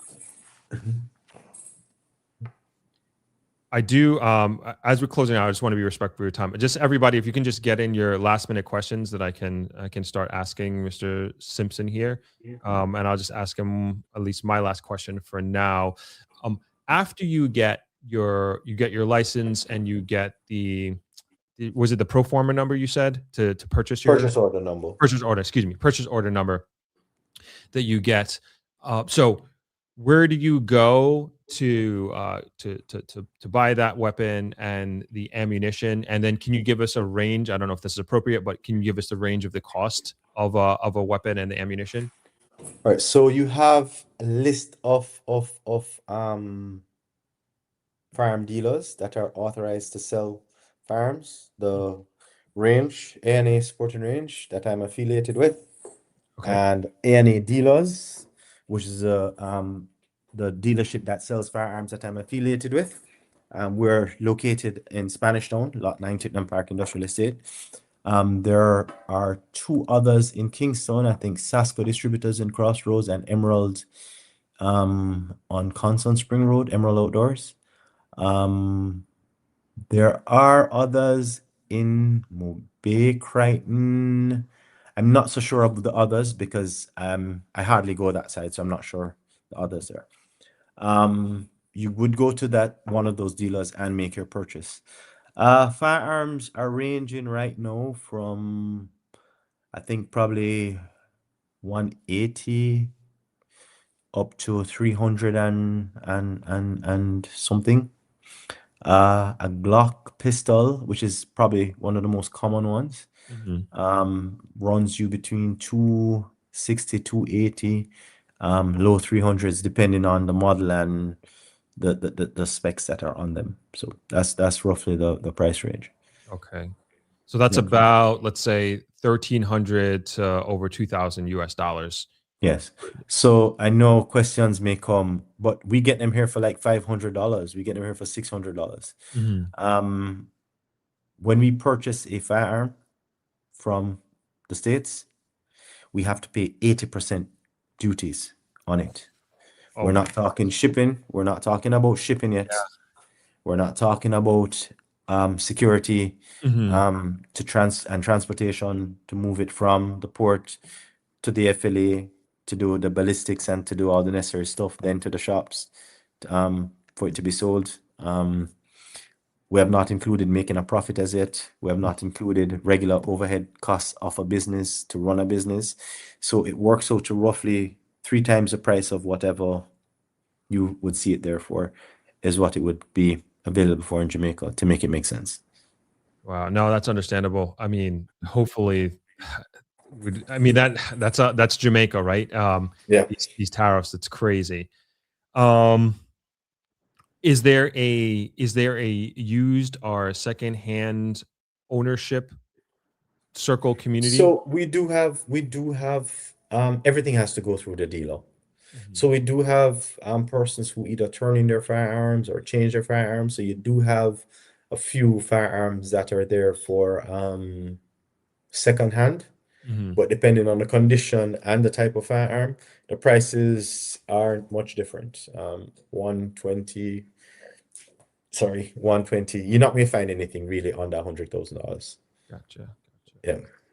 And I know there's a limit on the amount of ammunition that you can possess per type of weapon. Can you also explain that? So per license for a handgun, you're only allowed to have 50 rounds in your possession. And possession means on your person, at home, at your business place, cumulatively, they must add up to no more than 50. Right? And our new law, ammunition is defined. The definition of ammunition, spent shells, spent casings are considered ammunition as well. Right? Oh, wow. Okay. Now, in the act, it speaks to having unauthorized ammunition. So once you have more than 50, you will have you can be charged for being in possession of unauthorized ammunition. And in section 40 of the act, so let's say you just got your gun in January. Good. You purchased 50. Your birthday was in April. You went, you renewed your firearm. So every year you have to go to the FLA, submit the firearm for them to inspect it, and pay your license fee of $20,000 for the year per firearm. You went to the FLA, you did that. You get a clean sheet now, and you're allowed to purchase 50 more rounds, but you should not have more than 50 in your possession. So if you had that 50 from the first purchase and you purchase 50 now, you're now in possession of 100 rounds. You can be charged for up to 69, you can be charged for unauthorized possession of ammunition. Once you have 20 more or 20 unauthorized rounds, more than you should, under Section 40 of the Act, you can be charged for dealing. What? So it's Section 40 says, no person shall deal in firearms or ammunition except under and in accordance with the terms of firearm dealer's license or firearm broker's license. For the purposes of Section 3 says, for the purposes of this section, a person in possession of 2 or more firearms or 20 or more rounds of ammunition without the appropriate firearm authorization shall be presumed to be in possession for the purposes of dealing in the firearms or ammunition, as the case may be. I mean, honestly, this sounds so like all this you're telling me sounds so crazy. Like the consequences sound unbelievable, you know, and people make silly mistakes, you know, just airhead mistakes all the time without the intent, without bad intentions. So the reality is the Firearms Act was, this act came about in 2022, 4 years ago, right? It came about a time when we were at one of our highest periods of gun crime, or coming out of one of the highest periods. And the government needed to have legislation that had teeth, right? Yeah. In my opinion, it was somewhat rushed. And I think a lot of things were overlooked because they just needed to get it on the books so they could charge criminals, overlooking a lot of stuff, right? Now, up to, when was it? Yesterday or about 2 days, within the last 2 days, the Minister of National Security spoke of imitation firearms and them looking over the act. So the act is coming up for review next year. And he stated that the penalties for imitation firearms, he'll be looking at that. Okay. So they are listening and they are seeing that there are a lot of things in the act that are onerous, and they need to now make a separation between the person who's a legal holder making a mistake and a criminal who picks up a firearm to create mayhem. Yes. So let us hope that with this new change, with the amendments or the review of the act, these nuances will be picked up and changes made that will equal it out now that they've gotten the crime somewhat under control and so on. So the old act, once you possess, you'd be charged for possession and imitation firearm if you use it to commit an offense. This new act, once it has the appearance of a firearm, whether it can discharge a round or not, you can be charged for imitation firearms. Now, we have drills that look like guns. We have tools that are used in construction, like to the drywall, ram set, nail guns. So a regular construction worker going about his business could easily be charged for that. You have pharmacies and department stores who have little toys in there that looks like this. And persons can now find themselves with a criminal charge, paying hefty fines, spending jail time for stuff that should only be like a small fine, no criminal thing against your name. However, my opinion is, if you're found with one of those, with like an imitation, like a water gun or a toy gun or so on, you should get a little fine. Not necessarily a criminal charge against your name, but a ticket, like a traffic ticket, right? Right. And if you use that imitation firearm to commit an offense now, you should be charged for having that imitation firearm, good, and using it as an offense. It now becomes as if you use a real firearm. Right. Good. So the law should be separating and making that distinction. It's my opinion, and given the chance, it's something I would recommend to the powers that be. But hopefully, when the review comes about, they'll be seeking audience with the players, you know, all the stakeholders, and hopefully we'll be able to make a more informative, some more informative decisions as to the laws of the land. And you've mentioned quite a few times the new Firearm Act, and you've held up the book. And again, one of the things that it's clear in there is the 15-year minimum. And could you explain to people like really kind of what that means? And Okay. yeah, and I'll just leave it at that. Okay. So if you're caught with a prohibited weapon, a weapon that there is no license for, you'll be charged for possession of a prohibited weapon. And it carries a mandatory minimum sentence of 15 years. Mandatory means it's a must. Minimum means the least amount of time that you will spend. And the least amount of time is 15. 15 what? Years. So if you're caught in possession of a prohibited weapon, which is a weapon that is not licensed, you do not have a license for it, you have it in your possession, you're going, once convicted, you must go to prison for at least 15 years. That's what the mandatory minimum means.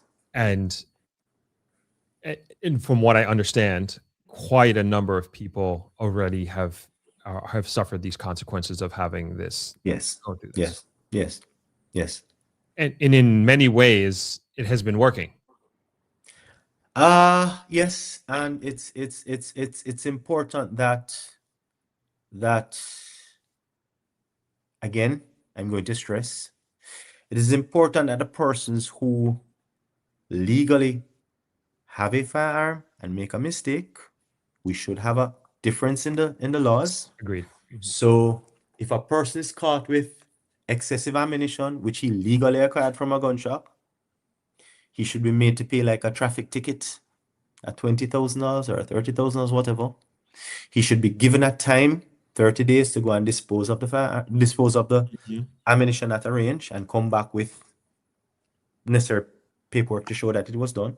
Or it could be forfeited to the state, which after a certain time, the state would take all of these forfeited ammunition and now hand it over to the police and the military that they can use for training, which would cut their ammunition costs, right? But shouldn't be something that now a man is facing jail time or is now has a criminal conviction recorded against his name for making a simple mistake. Yes, agreed. Of having excess ammunition, right? Again, the flip side, once you find someone who is in possession of a firearm that is, okay, let me back up. So this same holder, let's say a holder who forgot to license his firearm, yeah, and has his firearm for 2-3 months walking around with and forgot to license it, he should be made to pay a fine. Yeah.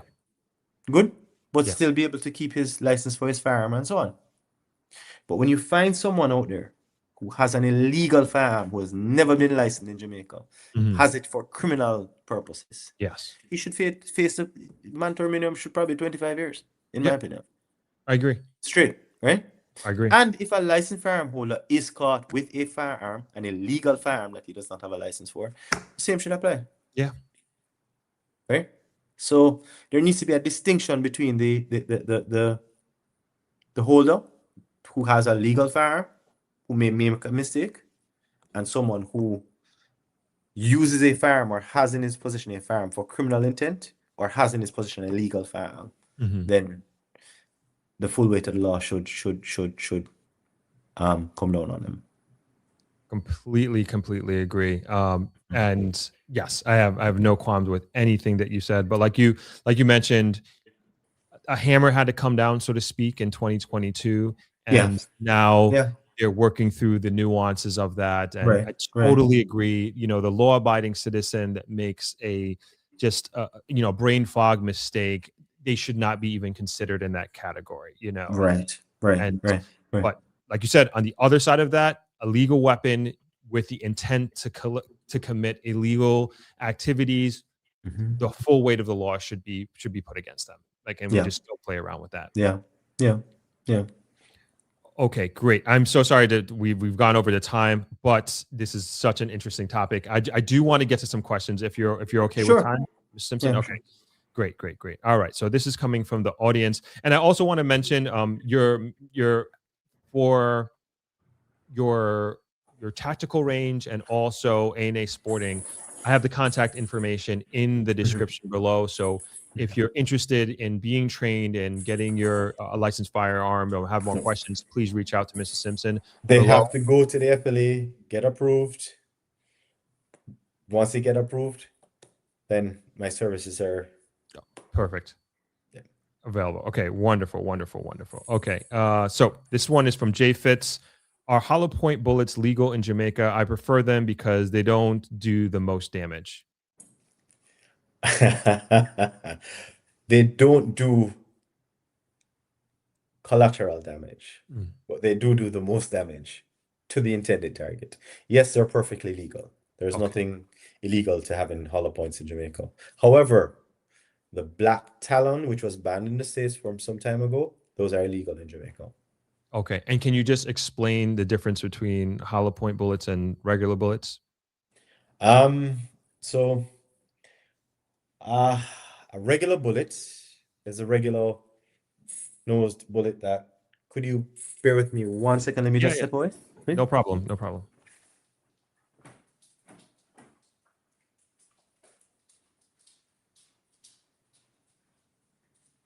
Be right back. I think we're getting a real world example here. Got a bunch of questions. Thank you, everybody, for all the questions that you have lined up here. I'm going to try to get through as many of them as possible. All right, I'm back. Okay, great. So a regular bullet would look something like this, right? Mm-hmm. This is a hollow point. So you can see Okay. here, Yep. it has that cavity. What happens there is when it hits into flesh or any dense material, air pocket it builds up an air pocket in here, and the pressure opens this round out like this. Okay. So it actually expands to like 3 times its size. So it creates a larger wound cavity, thereby being able to stop your assailant a lot quicker. However, based on what our UN treaties and NATO treaties that we've signed, or law enforcement persons can't use those in their firearms. They have to use the regular rounds, which are less likely to cause death. I see. Claimed to be more humane, but civilians can use hollow points. Civilians. Okay. Yes. Good to know. Thank you for that distinction. This one is from Claudine876. Is there a time frame from pre-approval to when you have to take the actual test? Essentially, how much time do you have to practice? So currently, you're given 6 months from the time of your approval to doing your exam, passing your exam, and purchasing your firearm. That's what the letter states, the FLA letter states, your approval letter. 6 months. Okay, great. Thank you for that. Okay, this is kind of going back to our example. I'm probably a little late on this. This is going back to the home example. What if they breach your home? So essentially, what if they come into your home? Yes. Remember, if they have the ability, the opportunity, show intent. Well, breaching your home is showing the intent. Because they're coming in there for a reason. Breaching, taking off your door, your grill, they now have opportunity. So the only thing left is, do they have the ability to cause serious bodily harm or death? Right? And you would have done everything you can by locking up your doors safely, all of that. They have breached that. Once they have the ability to cause serious bodily harm or death, you should be within your rights to be able to defend yourself. Okay. Thank you for that. I wonder if you could shed some light on this. This is from Anik Dion. My understanding is that security guards in Jamaica have their guns safekeeping at the police station while they are not working. They are not supposed to keep their guns at home when off duty. So their permits state that they are to be in possession of the firearm while on duty. So correct. Now, Some companies have it at the police stations for their ease of operations, but most times it's stored at the head office of the company or the company's office. Okay. Right. Yeah. Thank you for that. You do have persons who get what is called a keep on care, so like managers who are on call 24 hours. Mhm. Those persons are able to keep that firearm with them right through now. Okay. Yeah. Thank you for that. This is from Javon. What is the chance of getting another firearm having carelessly losing one? I'm just That's up to asking. the affiliate board. Mhm. I have not seen it happen. Okay. Very good. All right. Next one is from First Class 426. Does having a military background overseas help the application process? Not really, not necessarily. They look at, again, they look at what's on the paper, what you've written. They compare that to what their investigation. So is your home secured? Your temperament, your neighbors or coworkers, what's their report of you when they do their checks? And that you are able to secure the firearm and financially stable. That's what they look at. Military or so on. Overseas doesn't have any bearing per se. May I ask why the financial stability aspect of it is important or required?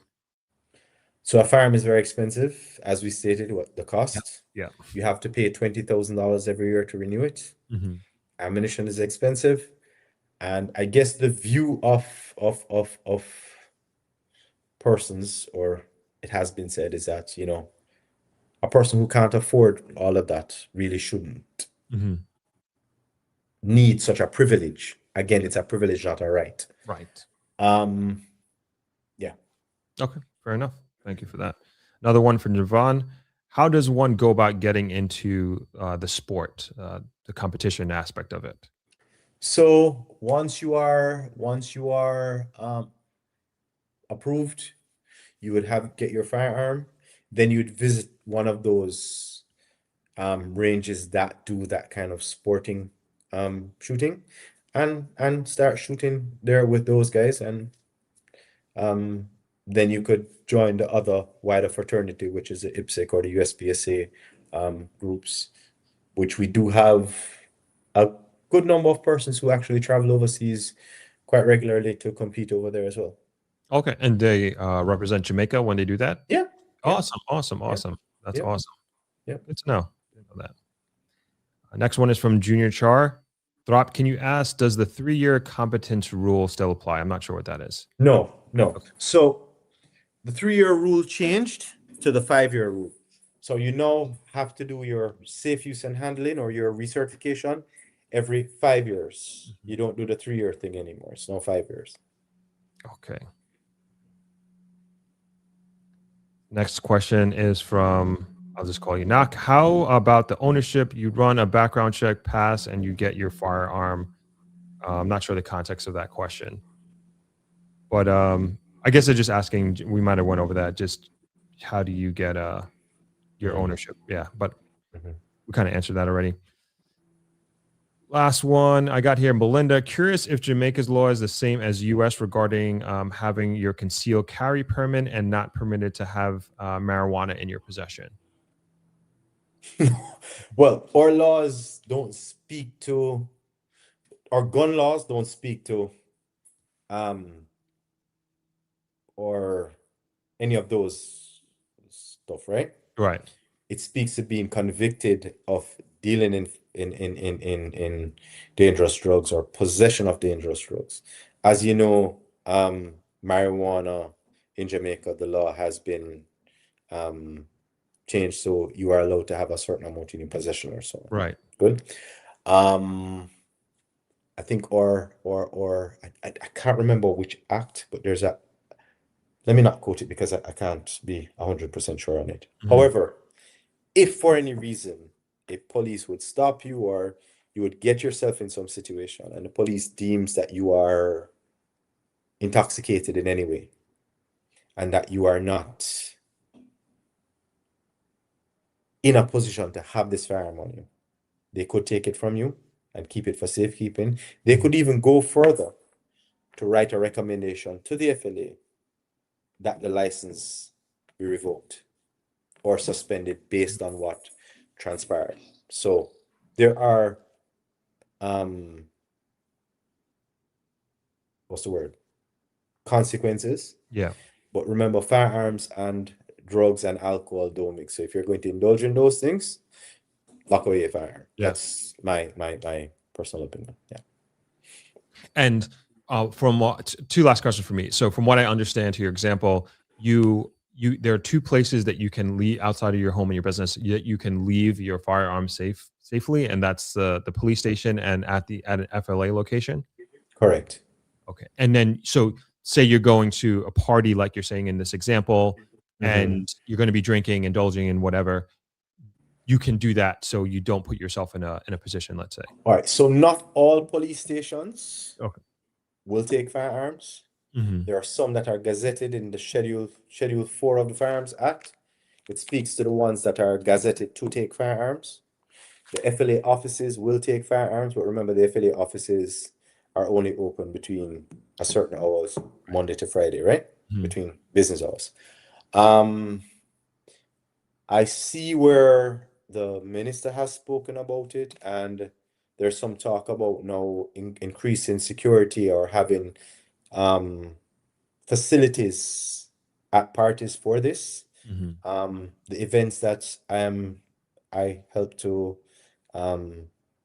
coordinate security for, we do have those. We do have armored trucks there and police officers there who take the firearms for safekeeping. So most reputable parties, most reputable events usually have these facilities in place for you to store firearms. And I'm sure they're now going to do something which is going to make it either mandatory or a part of your permit to host events. Yeah, I think we're 100% going in that direction, no question at this point. Yeah. So what happens if you go to these events, you leave your firearm at the security, let's say, and you're inebriated and you forget it? What happens after that? So if it is left there, so police are persons who usually man when we do this. Not security guards. The police usually man. Yeah. If any are left, I suspect the police would take it under their control and carry it to the station. Now, when they're logging in, when they're taking the firearms, information of the person's license is taken and a contact number is taken. So they would be able to contact the person if they do leave it. Yeah. So at the end of the day, it's safe. It's safe. Yes. I think this is a really good question by Junior Char. And do they take your firearm at the airport police station? Yes, they are. Both the Sangster and Norman Manley are gazetted to take it, but there's a challenge for space. So my experience is they usually ask persons to call ahead to reserve spaces for that. Okay. Yeah. That's the last thing you need. You go there, they don't have space, and you have your firearm on you. Yeah. What are you going to do? All right. They also ask, I think, that you carry your hard case that you got your firearm with. Carry a hard case to lock it in. Okay. Yeah.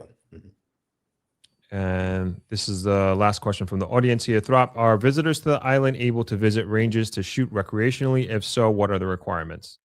Not really. Based on the laws, it's not something that is encouraged. Okay, thank you for that. And my last question, as you were talking about the police are being pulled over by the police, can you, and you're drunk and they could possibly take away your weapon and make recommendations. Can you walk us through what is the protocol when and if you are pulled over by the police with your licensed firearm on you? So that's a good question. I know, for instance, in the state of Florida, once you're pulled over, you must declare the first opportunity you get that you have a firearm aboard the vehicle, right? In Jamaica, you don't need to declare it unless you're asked. So Okay. only if the police ask, you have to declare. Good? You don't have to declare it. Now, there's a challenge because a lot of persons have issues being in a vehicle with persons in the vehicle. Let's say, Throp, you're there, you have a carpenter, a plumber, and a tiler in your vehicle carrying to check out a location that you're probably doing some work on. Mm-hmm. Let's say you are a licensed firearm holder. Do you want them knowing you have a firearm? When the police stops you, how would you want the police to approach you? Right. Any firearms on board? What do you do? Yes, they all know you have a firearm. You want Yeah. to keep it, right? You say no, the police asks you to step out your search and it is found you've committed an offense because you've given false information. You understand? So the Yeah. police usually ask, do you have anything to declare? Good? Yeah. Usually when they ask you that, you have persons in the vehicle, you kind of give like a head signal or eye signal and, kind of say, hey, declare what exactly you're asking or what. Usually most of them are smart enough to pick up that Right. something is wrong and just say, hey, driver, step out the vehicle with the documents, meet me on the outside, and then they will do the further. But it's a little tricky area that the Yeah. police has to kind of deal with it, and the police has his safety to be thinking about to try to work it out. So we haven't come with the perfect solution for that as yet. But once you're stopped and the police ask you if you have a firearm, you must declare that you have a firearm. Understand? But you may want to find creative ways if you have persons in the vehicle that you don't want to know you have a firearm. Right. Right. I think that's fair enough. Yeah. All right. I think there's so many more questions coming in, but I don't want to take up any more of your time, Mr. Rhoan Simpson. Thank you so much for taking the time out to go through this whole process. You've given us a lot of food for thought in being a licensed firearm holder in Jamaica. I mean, I've learned so much here. I think, as you can see by the trove of questions starting to come in now, people are really interested in learning more. And I feel like we're going to have to do this again at some point in time. Would love to have you back on. Maybe we can even do it in person. Is there anything that you would like to close out with before we let you go?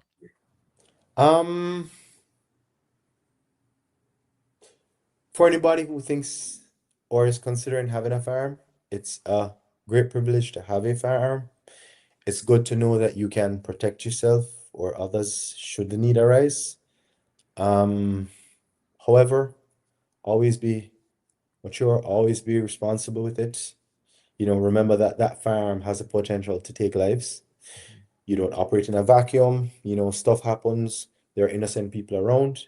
And if your firearm gets into the wrong hands, it can be danger to yourself and others. So you need to protect it at all times. It's a huge responsibility.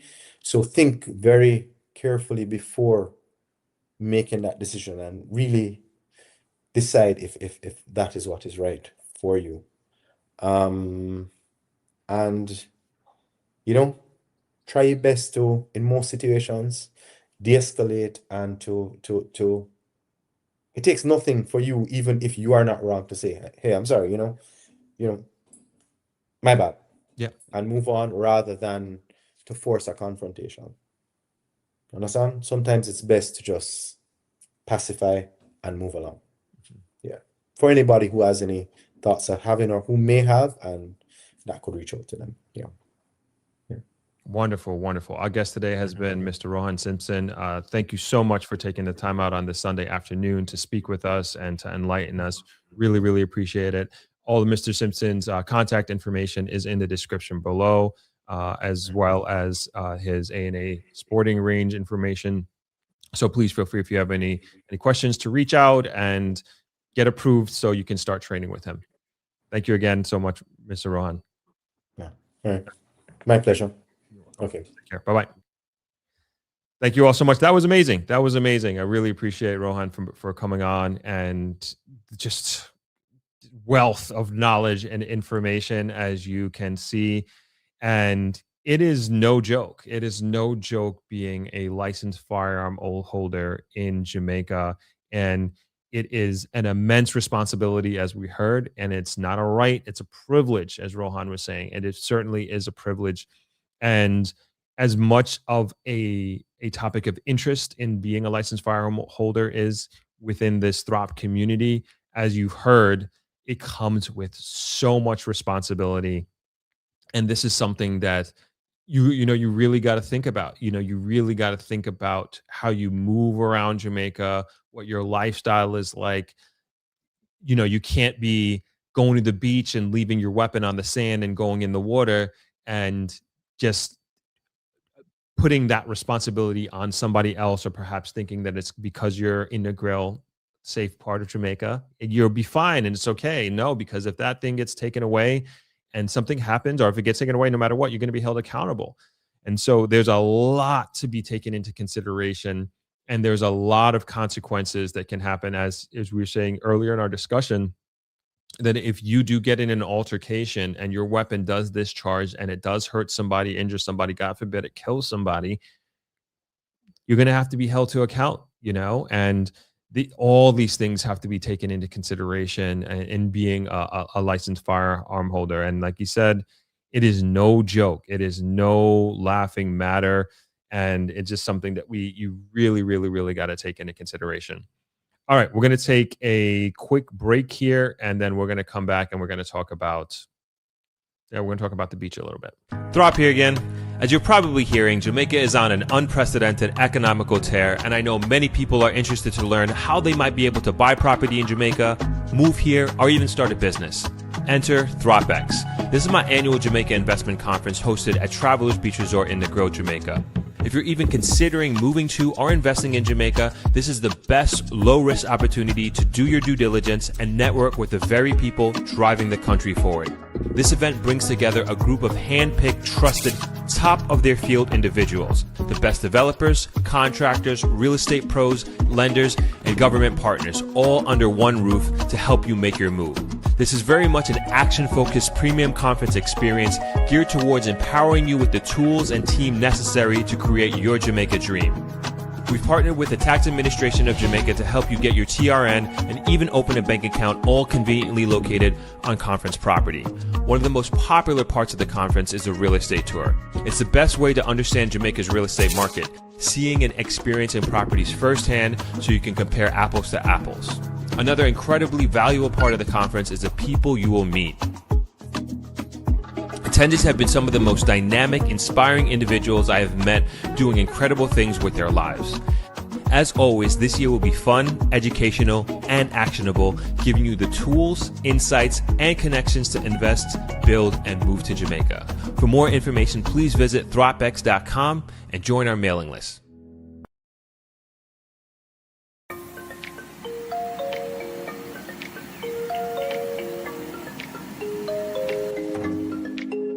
Today we're visiting the Pinnacle's beautiful 2-bedroom sample apartment located on the 3rd floor of Tower 1, the Swallowtail Tower. This unit is lagoon facing, offering open water views and a peaceful backdrop that defines the overall atmosphere of this space. This tour will give you a real sense of what to expect from these residents and what living will feel like here. The apartment features a double balcony, ensuite bathrooms, and a thoughtful layout designed for comfort and flow. So come along and join us for this stunning apartment tour.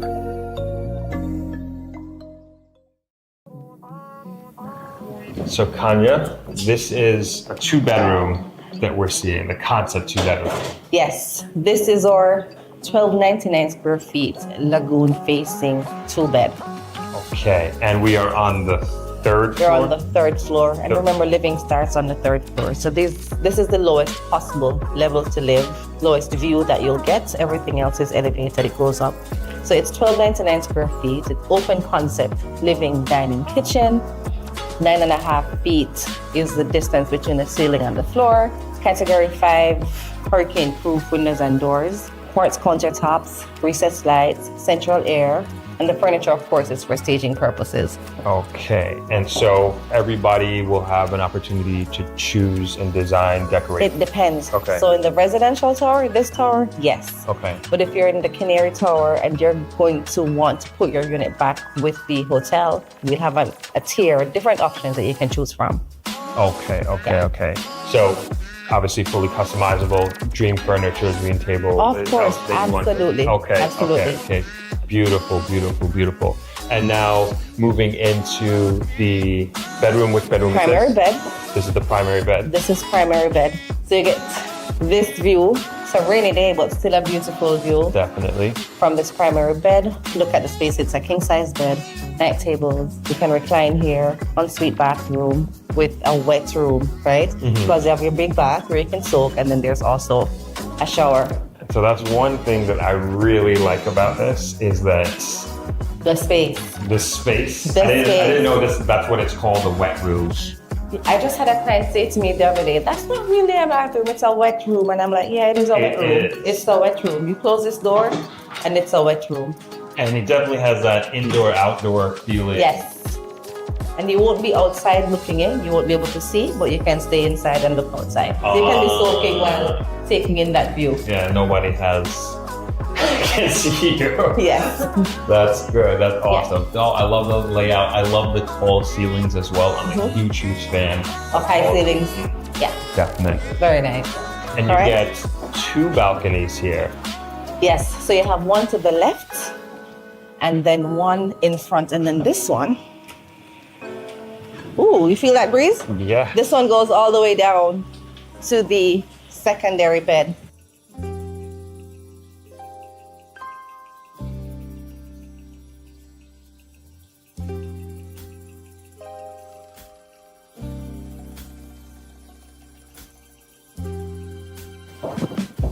And I also like the fact that each bedroom has its own bathroom. And closet. And closet, right. Own bathroom and closet. So you can have your own privacy. One thing else that I like about this, about all the units, although it's central air, each unit still has your own control. So you can have the AC out here. The master one is on, and you can adjust it to what you want in your bedroom, on, off, whatever the temperature. You can do that in your bedroom. Very nice. Closet space, bathroom. See how the lights came on? See how the lights came on? I didn't touch anything. I love it. Nice. Very nice. Again, tall ceilings, tall enclosure as well. A lot of space for showering. Tons and tons of space. I love the inset as well. Anytime I go, it feels like a hotel, you know. And The finishes? Yes. The finishes, but anytime I go to a hotel, like the bathroom is so important. And having that, as simple as that is, it is a huge convenience. It is, absolutely. Very beautifully designed. And this behind us with the balcony. This is a balcony with more views. Very nice. Grade 12A porcelain tiles. And same, we're consistent with the windows and doors. 9.5 feet. Category 5 hurricane proof. Excellent. And we just went through Melissa. Still here. No problem. here. Nothing. No issue at all. No damages at all. And I would presume that because the glass is so thick and it is made for that type of impact, that's why it's so quiet in here. Exactly. And you don't hear the outside traffic or even the rain that is coming down right now. You hear nothing from outside. That's crazy. There's construction going on right now. You don't hear any construction noises. Once they're closed, that's it. It blocks out all the noise. That's huge. Amazing. Talk about peace and quiet. Peace of mind, serenity, relaxation. Yes. Oh, this is great. And how much would a unit like this go for? This right now is 691,000. This exact unit. 691,000. Yes. Man, get it while you can. Get it while you can. Get it while you can. Now, this is absolutely beautiful. Thank you, Kanya, for taking the You're time. welcome. It was a pleasure. I hope you enjoyed the tour of this 3rd floor, 2-bedroom, lagoon-facing apartment at the Pinnacle Swallowtail Tower. If you'd like more information on the Pinnacle, please scan the QR code on the screen or visit the link in the description below.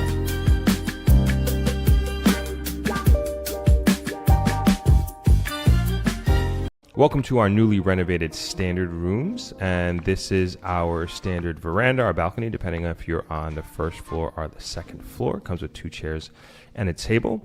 And this is our double queen room. And as you can see, we have our standard herring artwork on the walls with a accent wall and the wooden bed heads, and each bed has a reading lamp, and those reading lamps have USB type A outlets plus a standard outlet on the wall for you to plug in any electronics that you may have. Rooms also come standard with flat screen television, as well as a desk, coffee maker / tea maker that you can use in the mornings if you'd like, and you also have coffee and tea available to you as well.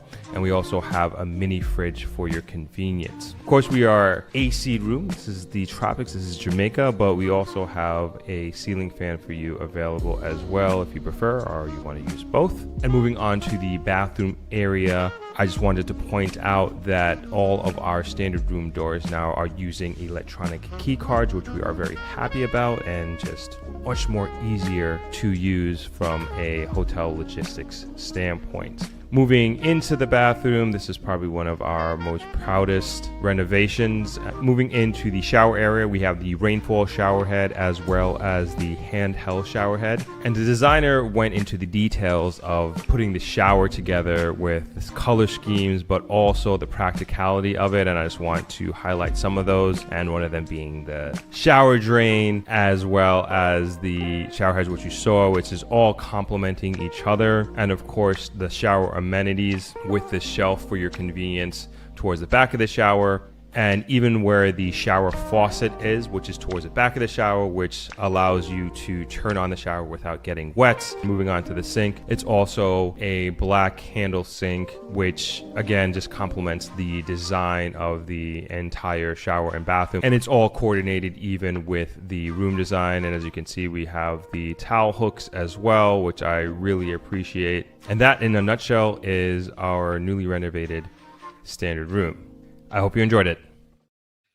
Okay, we are back from the break. Thanks for hanging with us. And we just finished up our conversation with Mr. Rhoan Simpson. He is an FLA, Firearms Licensing Authority expert, and we learned so much from him. I mean, we learned really about the process of obtaining your firearm here in Jamaica, which is rightfully so, like an arduous one. Like it takes a lot between doing the background check, making sure that you not necessarily you don't have a criminal record, but your criminal record is looked into not only here in Jamaica but also abroad. And there was a lot in the act talking about domestic violence, and essentially making sure that you haven't, what I would say, been convicted of that is an important part of the process. And even once, he also said, even once you attain your licensed firearm holder, you become a licensed firearm holder, and if you conduct or commit a criminal act abroad, you can still lose your license, and he kept emphasizing that being a licensed firearm holder in Jamaica is not a right, it's a privilege. He kept saying that. It's not a right, it's a privilege. And then going through the process of becoming a licensed firearm holder, there is a academic side of it, in terms of you learning about it in a classroom setting. He does a 3-hour classroom setting for you to learn the theoretical parts of it. And then there is a practical aspect of it. And then, of course, this is all done, or you have the ability to do this once you are approved by the FLA, and this is on your way to taking the practical exam. And so you're able to go to an institution like Mr. Simpson's, and you can learn about using a firearm, learning about the different types of firearms, which we also learned about on the stream today. And we even learned about the different bullets, and we were lucky enough for him to show us the different types of bullets between a regular bullet and a hollow point bullet. We learned that licensed professionals, so police officers, they are, because of I think it was the UN treaty that was signed with Jamaica, those police officers are not allowed to use hollow point bullets, but we as private citizens, being licensed, if you are a licensed firearm holder, that is, you are allowed to use hollow point bullets. And then we talked about the exam, going through the exam. Mr. Simpson, the way he's explaining it, it's very nerve-wracking. It's time sensitive. It is required to be target accurate. And if you aren't able to make the shots under this innate duress, you will be failed. You will fail. And he says from his students, regular private citizens, there's a failure rate of about 10 to 15%. Security guards are about 25% or so. But on average, it's up there. So this is something that you want to practice and be prepared for once you kind of go through the process. And then there is moving into this stage of being a licensed firearm holder. And the way he was explaining it to us, as you heard, it's a new life. You're a different type of human being. You're a different type of citizen here in Jamaica. And in many ways, you have to move so differently. You have to move so much more carefully, especially with these new laws and the new act that came out in 2022. You could find yourself in some serious problems from a financial perspective and even a freedom perspective, which none of us want to go through neither, but come on, and from his perspective and his taking, and I tend to agree with what he's saying, that these laws were put in place at a time when Jamaica's crime and violence was very high, and these measures, the hammer had to come down. And I think, and even before Mr. Rhoan came on, I think a big part of the reason Jamaica's murder rate has gone down so precipitously is because of these laws, because of the 15-year minimum, which essentially says if you are in possession of an illegal or prohibited firearm, there is a minimum 15-year mandatory 15-year sentence that is handed to you. I mean, that is no joke. The caveat to this, and really what I think law-abiding citizens want to avoid, is that we don't want to get people who are licensed firearm holders who make an honest mistake get caught up in that 15-year minimum or any one of those. And yeah, there should be a fine that is paid, a ticket that is issued if you do make a genuinely boneheaded mistake, let's call it, right? But I think, and I agree with Mr. Simpson, that if you have an illegal weapon, you have a prohibited weapon, and especially if you have the intent to commit illegal or conduct criminal activity, 100%, I think the full weight of the law should be thrown at you, 100%, like no questions asked, and this is how we've gotten ourselves in this problem in the past. And I agree with the government with that wholeheartedly. And 15-year minimum, Mr. Rhoan said it should be 25-year minimum. And we don't want these people coming around and ruining our society. And we want the murder rate to continue to go down. And one life lost is too many. And we've come such a far way as a country. We've come such a long way as a country. And we should continue to head in that direction very strongly. And essentially, we're trying to change the identity. We're trying to change the culture of the country in a very short period of time, literally within less than a generation. I mean, and it has turned over in such a great way in just the last few years. There's obviously some nuances in the law that need to be adjusted, and it's happening, right? And he mentioned Minister Chang making or speaking to that of having a fake weapon or a not real firearm, and those laws being a little bit more lenient than the 15-year minimum, right? So somebody that has a water gun that's using as a water gun, let's say, not with the intent to rob somebody with a fake gun or something like that, should they get 15 years? Absolutely not. I don't think so. Same thing with other aspects of just absent-mindedness, of having too many rounds over the 20 rounds mistakenly, or not renewing your license when it's up the following year.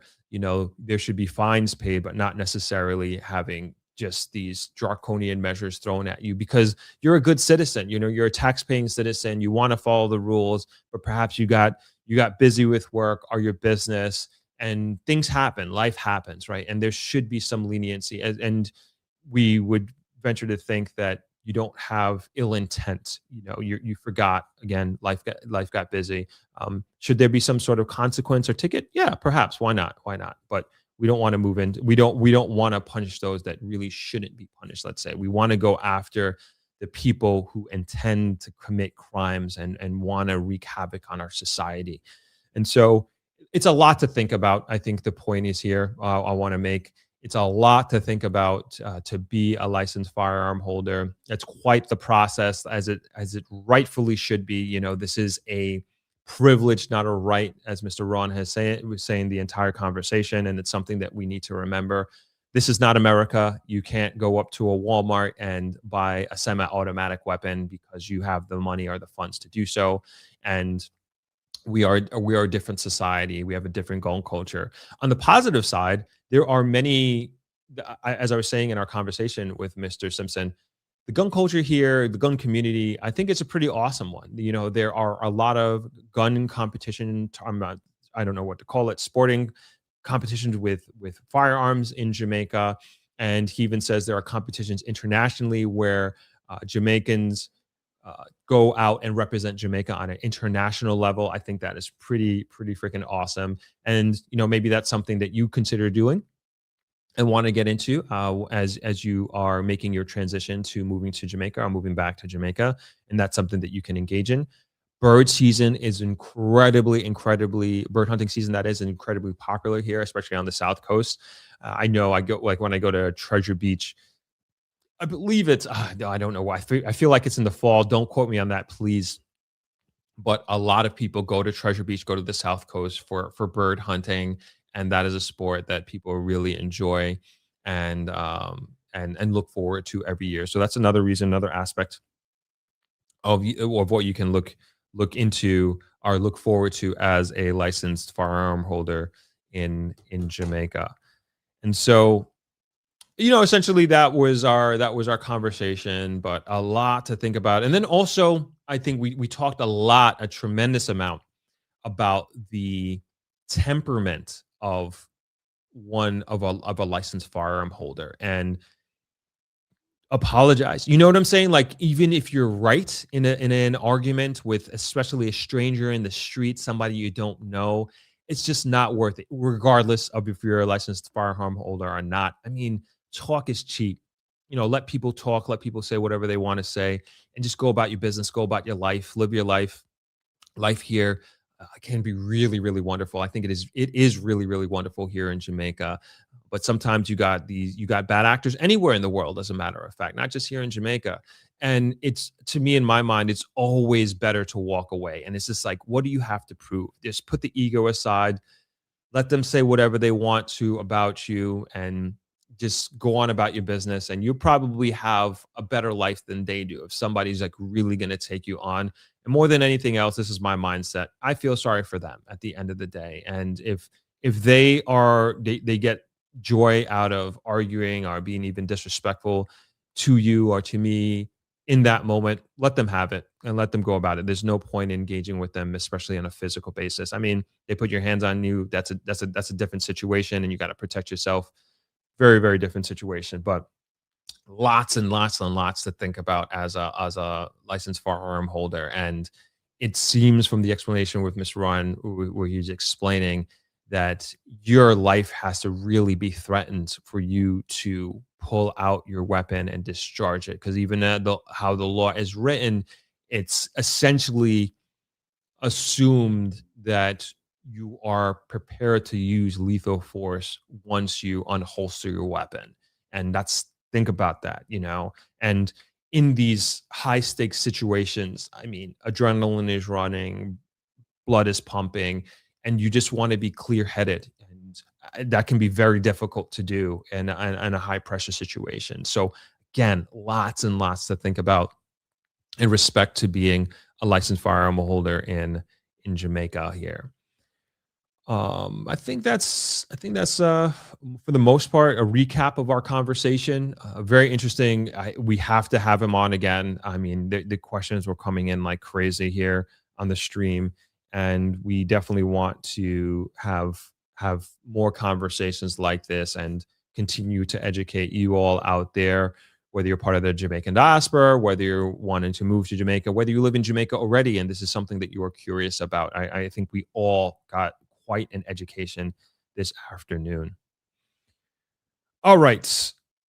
Let's go to some questions, and then we're gonna go into the beach situation here.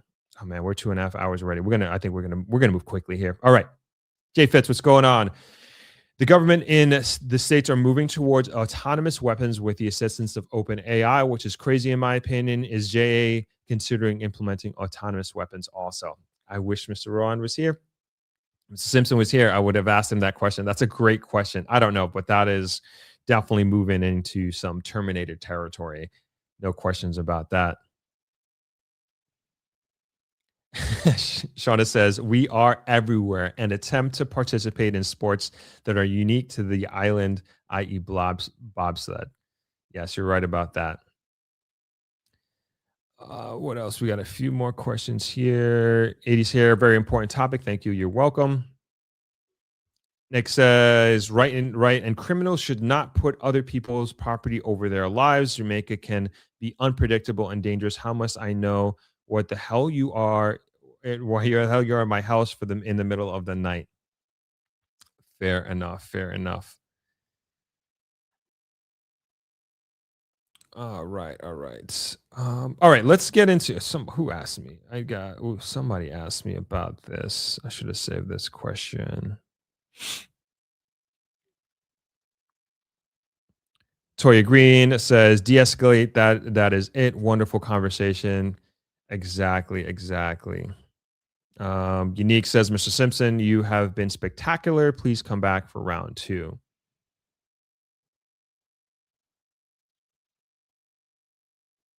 All right, I think we're gonna leave it there for the licensed firearm discussion, and let's move over to the beach situation. I'm just gonna go through it quickly. I don't want to make this into a thing. We're about 2.5 hours into the stream. So for those that are unaware, we had maybe I should pull it up. Yeah, let's pull it up. Let me get my headphones. I'm just going to pull up the video real quick, and then we can have a quick discussion. Like I said, I don't want to turn it into a thing. It's already become a thing here. Let me pull it up on YouTube. All right. Okay, can you hear myself? So last week we had a situation here in Negril where I was going on my morning run, and I was on the beach, and funnily enough, I was like contemplating, should I run on the beach or should I run on the road? And for some reason, I was just like, all right, let's make it the beach. And I was running down the beach, normal route, and at Long Bay, which is the Negril in general, is a public beach. Always has been, always will be. You can traverse it as you please. Nobody can tell you that you cannot go on the beach or you cannot walk past or have a conversation. Nobody can regulate. Negril is a public beach. Then we have 2 main public beach areas. One of them is Long Bay Beach. The other is Negril Beach Park, which is downtown. Let me bring up the map here for you, just so we're all on the same page here. One second. So just so you can see exactly where and what I'm talking about.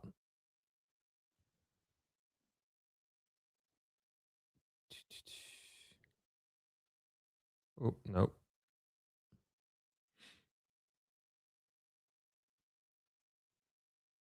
Okay, there we go. Oh, it was right there. All right, so This is the map of Jamaica, and we're going to move to the west. We're going to move all the way to the westernmost part of Jamaica, which is Negril. And so this is 7 miles of white sand beach here. And this is downtown Negril. This is the roundabout. And then this is the Negril sign, which is all the way on the north part. So I'm just trying to give you some landmarks here so you know what we're talking about. Anyway, so I was going on my run, and we're going to move down to, where are we? Long Bay Beach here. This is the Long Bay Beach here. Hopefully I'm not moving too fast for people. So Long Bay Beach, like I said, it's one of 2 of the main public beach areas in Negril. So there's Long Bay Beach Park, which is where I was, and then there is the Norman Manley Beach Park down here, downtown.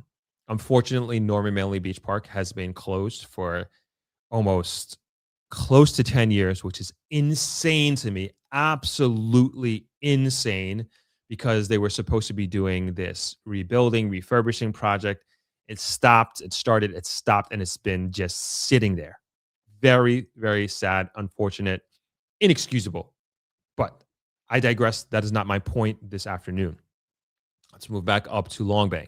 So Long Bay Beach Park is essentially the only beach park, part of the beach that people can come to freely. You can bring your cooler, you can bring your food, you can come hang out for the day. There's bathrooms there. You have to pay like a minimal fee. I think don't quote me, I think it's $100 Jamaican a person or something like that.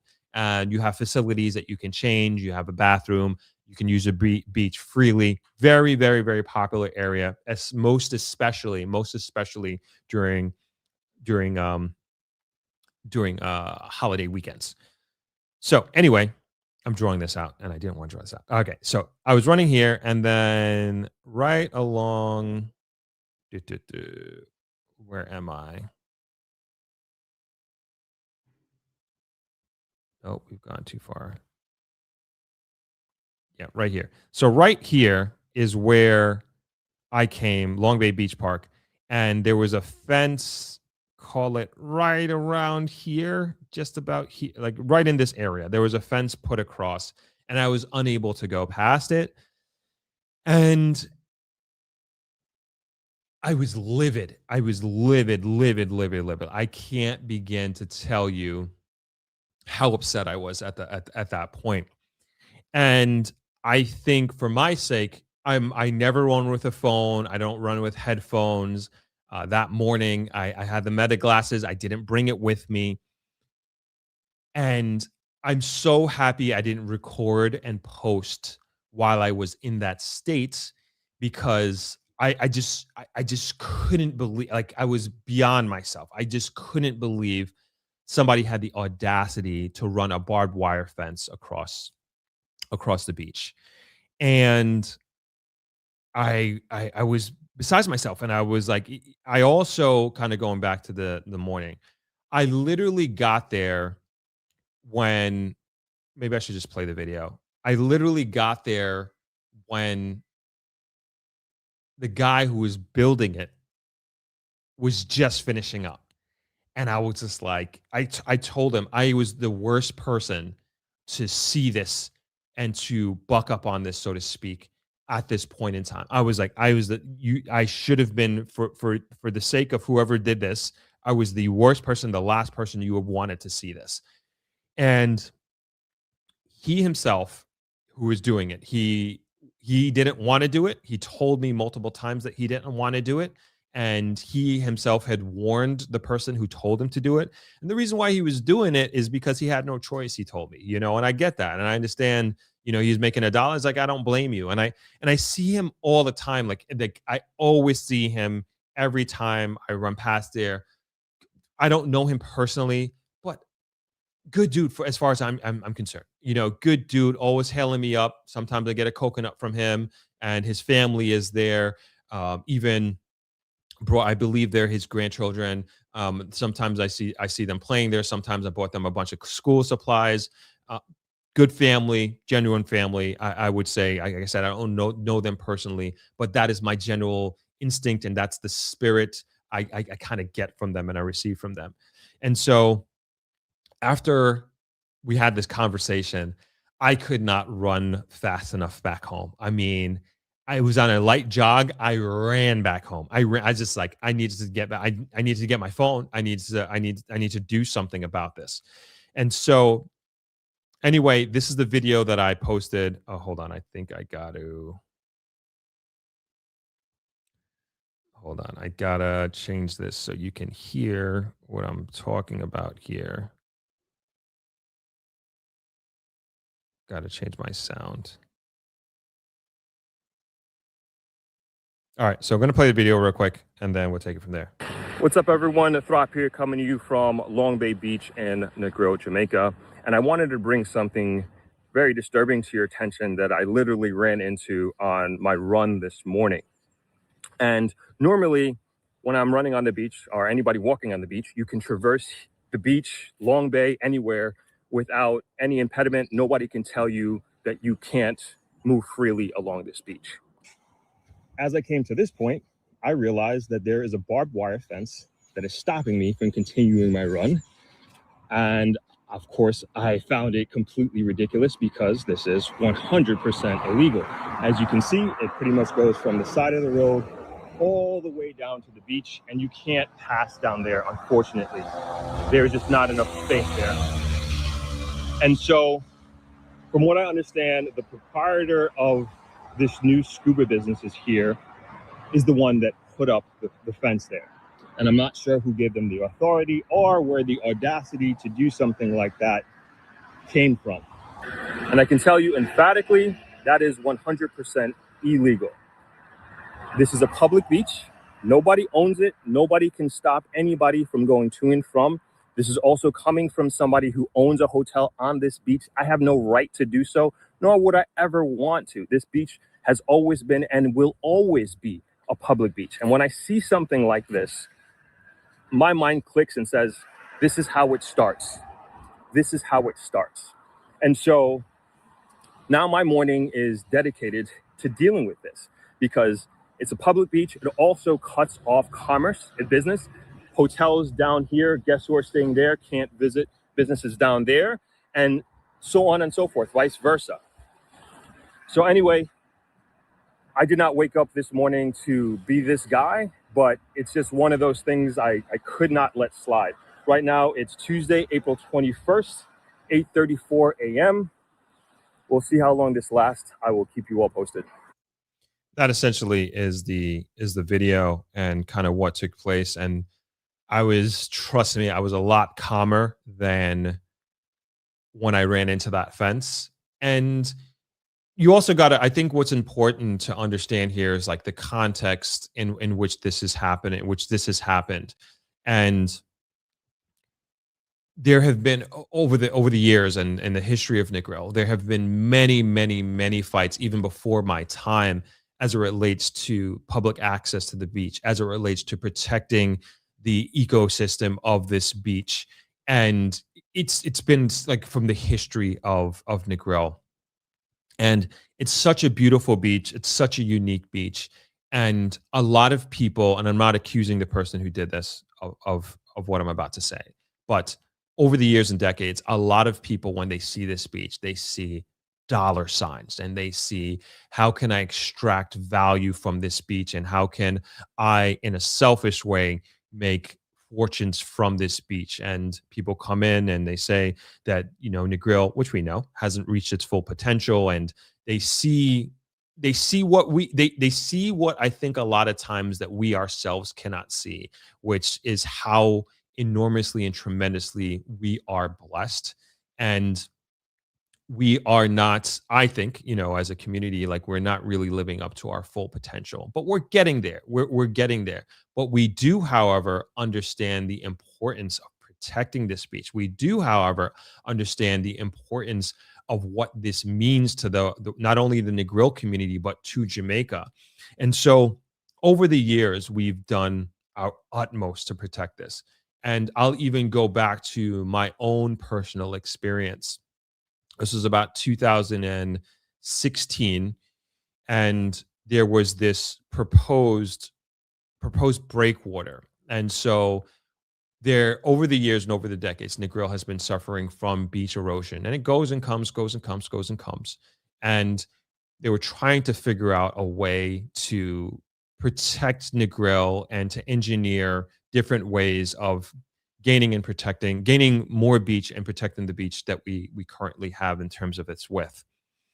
And one of the proposals was to put in these breakwaters. And from our understanding and research as a community, scientific research that was done and paid for partially by the Negril community, that there was an inherently high risk of putting these breakwaters in the water. So imagine if you've been to Negril, you can see like it is just flat, beautiful, and even when you're looking at the sunset, there's nothing to impede your view from most of the beach. Sometimes there's a boat here and there docked, but for the most part, there's nothing there. Now imagine there being these rocks that are sticking up in the water on the horizon. Just completely would change what that looks like. So from an aesthetic standpoint, we definitely didn't want it. Then comes from a practical standpoint, which is you put the boulders in the water, say a Hurricane Melissa happens, those boulders end up on our beach, or worse, it changes the wave action of our beach community and makes the problem even worse. And there was no sort of guarantee that would have been given to us that if this doesn't work, this is what we're going to do to ensure that things go back to normal. Are we going to make things better? There's none of that. And this was a decision that was being made by people outside of Negril.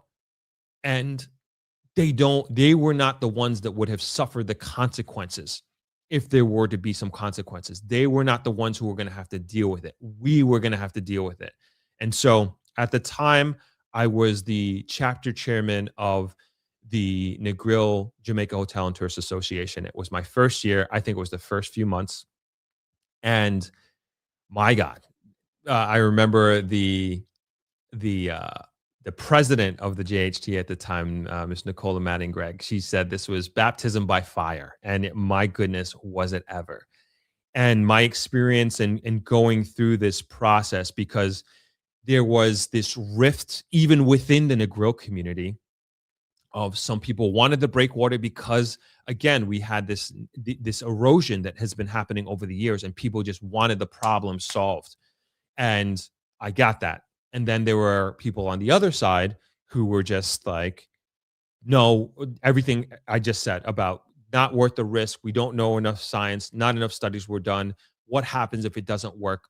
How are we going to reverse this if unintended consequences happen? And so as a president, I obviously had to take a neutral stance on this, and I couldn't. I'm doing it now because I'm no longer the president, and I'm no longer in that position, and I'm 10 years removed, right? And so at the time, in no way could I, even though I might have felt that way, in no way could I have expressed how I felt. I had to take a neutral position, and we decided to have a vote, and we hosted a vote. We brought in, I forget what the institution's name is, but there was an institution, an official government institution that does voting. We brought them in from Kingston to Negril, and it was this big thing. Oh my gosh, we had to have ballots. We had proxy votes, and we were at Couple Swept Away up the road, and that's where we had the meeting, and the press was there.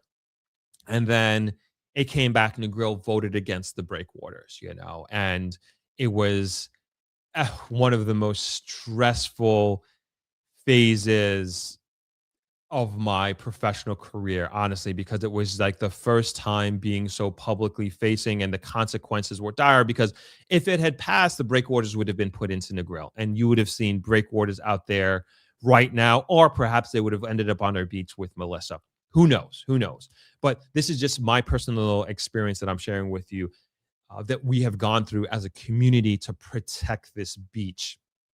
Back in the 80s, there was also the fight for the peat on the morass side of Negril, which is a big part of the very precious ecosystem that we have here. And so I say all this to say that there are many times people, companies, organizations come into Negril over the years, and they try to change things for many times for the benefit of themselves, the individual, or for their company.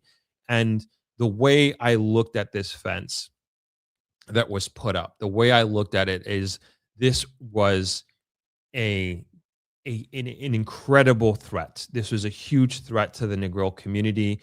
This was a huge threat to Jamaicans who are not from Negril, but would want to come to Negril and experience the beach and to go to Long Bay. And to me, this was the beginning of something that could change Negril forever. And like, I'm not even kidding. Like in the moment, I remember thinking, and this was like, I think this is the fear that came in. And this was my honest thoughts. In the moment when I saw that fence, I just thought back, it almost like it was an instant thought in like a split second. I've been here 20 years and this has never happened. And I thought into the future, is this going to be the future of Negril? This is it. This Negril is going to be cut in half. And I saw, and it played out in my mind so quickly that Negril is going to be cut in half, and this is the future of Negril. And this is going to be it for Negril. And you're either going to be on the north side of the train tracks or the south side of the train tracks, right? And in my mind, it was such a fearful feeling that I had in that moment. And I was just like, no way. I was like, I cannot. And I was almost convincing myself to accept that, like in the moment. And because it was one of these things, like I thought this was a decision that was made, and now I'm powerless, right? And now that, and I didn't know the circumstances. I didn't know who did it, because I was thinking, because I knew this was UDC land, this was government land, did they decide that this was the way that it was going to be, and that this is a barbed wire fence now, but then it's going to become a chain link fence, and then it's going to become a wall, and now Negril is going to be divided in two. And my mind went down that route like in an instant, very, very quickly. And then I ran home. I couldn't run home fast enough to get my phone, shower up, and drive back. I drove back. I made the video. I posted the video. And it is also one of those things that I didn't talk to anybody. I didn't text anybody. I didn't ask anybody's opinion. Do you think I should do this? What do you think about this? How do you think I look? How do you think I sound? I did not care. I posted it, and I was like, I have to bring this to the attention of the world. And I want as many people as possible to see this. And after I posted the video, I'm just kind of giving you the play-by-play here. After I posted the video, then I started to make phone calls. And that was my morning. I called as many of the organizations and agencies that I have contacts with to let them know about this. And trust me, everybody I got on the phone with, they couldn't believe this. And they acted, everybody was just on it. And I really, really, really have to commend like the Negril community, everybody that shared the video, everybody that liked the video, all of the agencies, Negril Chamber of Commerce, DAC, TPDCO, UDC, Negril Green Island Plant, the GALPA, let's say that. They acted so quickly. I mean, literally less than 2 hours. The agencies were down there and they were cutting down the fence. Literally. I mean, they acted I'll put up the response video in a second. Even the office of the Prime Minister reached out to me, which was incredible. It just goes to show you how important this issue is. And I didn't realize that this was, I know it's a delicate issue in Jamaica, but I didn't realize that things were happening already with beach control, let's say, in other parts of the island, like in the moment within the last few weeks. I just haven't been paying attention, but it didn't matter to me. It didn't matter to me in the moment. I was just like, I had to get this information out, and I just needed people to see what was going on. And it was a complete outrage, complete outrage. And oh man, bringing me back to that moment, I just like, again, thinking of the future of Negril. And there's so many people that, I was talking to Mr. Grizzle about this. And before he came, Mr. Grizzle, he's the owner of Shirella Inn, another small-owned Jamaican hotel here in Negril. And he was telling me about the fond memories that he had as a child coming to Negril and going to the beach. And look what that did. Look what that inspired him to do. It inspired him to become a hotel owner on this beach. And to deny that experience of another little Jamaican boy or a little Jamaican girl now in 2026 and beyond, criminal, absolutely criminal. And that's what I think of. And like, you know, even thinking of the Negril Beach Park now that has been shut down for almost a decade now, it's just completely unacceptable. And we're denying our young people, I mean, Jamaican citizens as a whole, but especially our young people, of having these experiences. And we don't know what these experiences can turn into and the type of seeds that can be planted in these young people's minds and what they can be inspired to do and become by simply going to a beach. And we cannot deny that as a possibility. Absolutely not. We can't deny it. I mean, and this is so important that they understand that and they take ownership that this is their country. This is their beach and they have a birthright to this. And I saw that as being jeopardized in the biggest of ways. As simple as that barbed wire fence may have looked, that is what ran through my mind. Of course, at the same time, I also see, you know, we were also talking about like the beach vendors there, and you're cutting them off as well. People make a living on this beach, and you're cutting them off from going from one side to another, and that a beach vendor can only be on the north side or only be on the south side of the beach. Like, that's absolutely ridiculous and unacceptable. And then same thing for even patrons, you know, who are staying, you know, somebody who's staying at, let's say, Boardwalk, which is another locally owned small hotel property. They can't go down to, say, Skylark because they're cut off, and vice versa.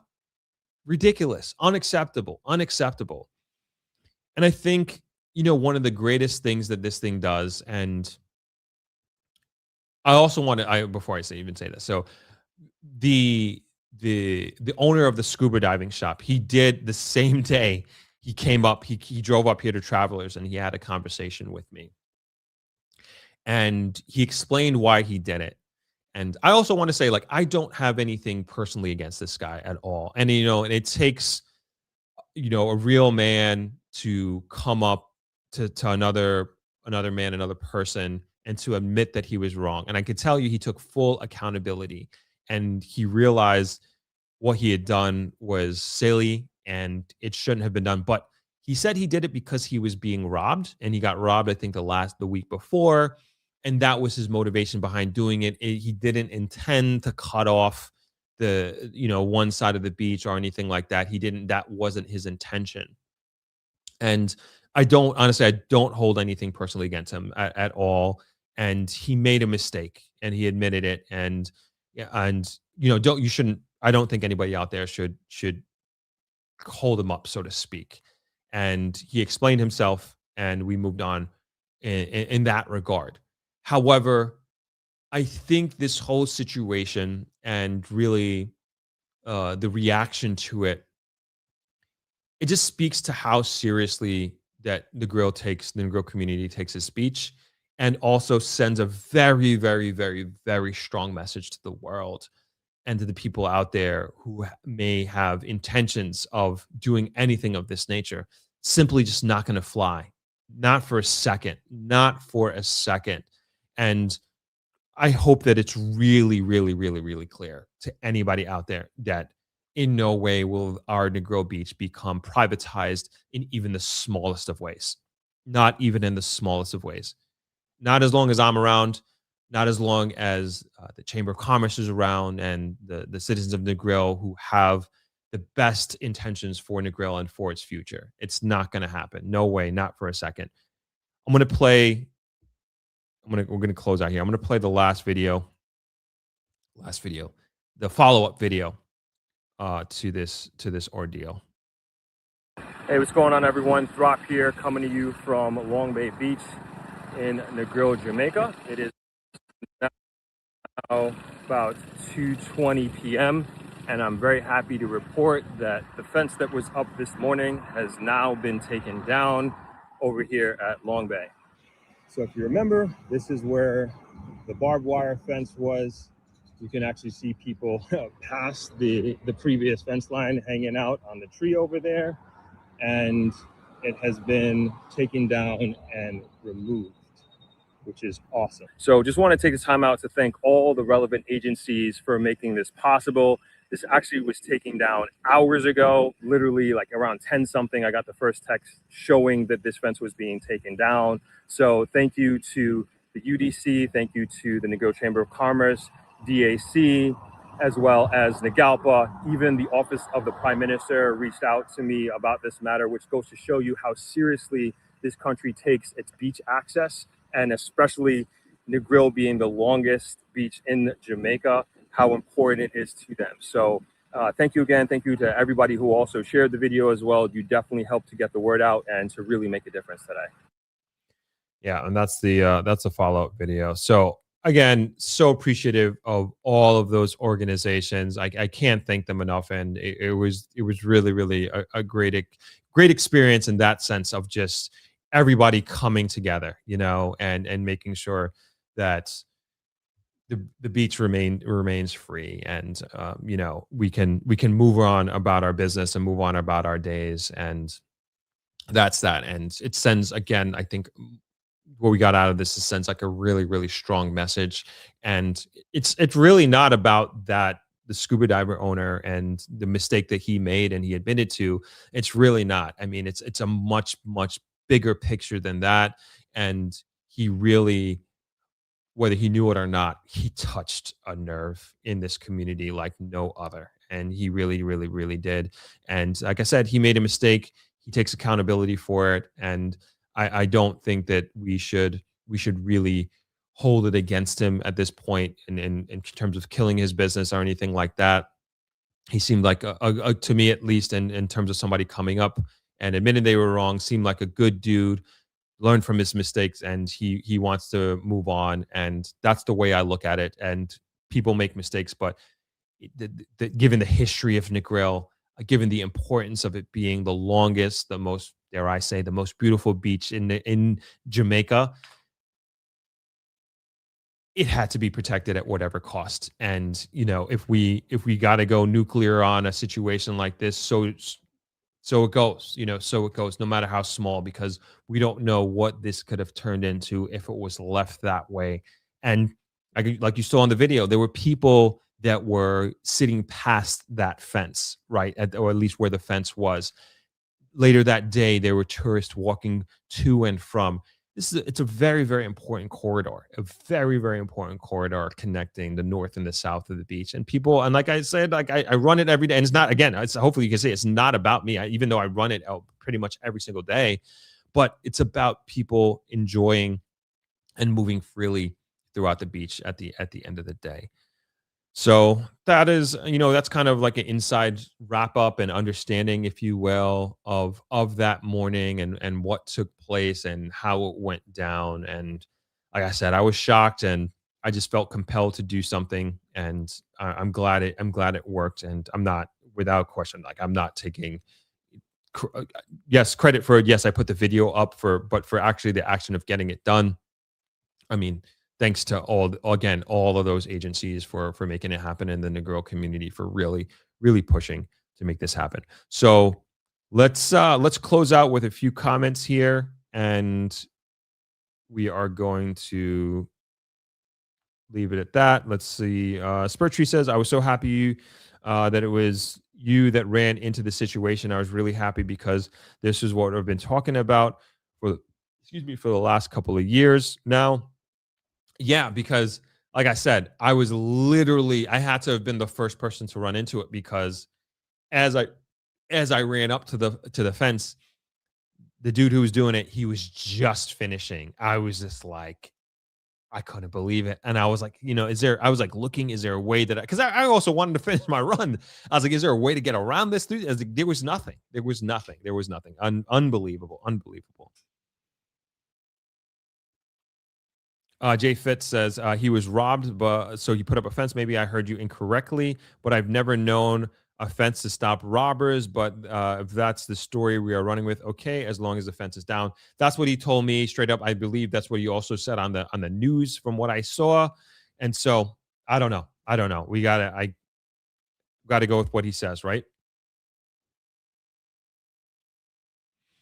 Let's see. Any other questions? Miss Funk. Good night, Ms. Throp.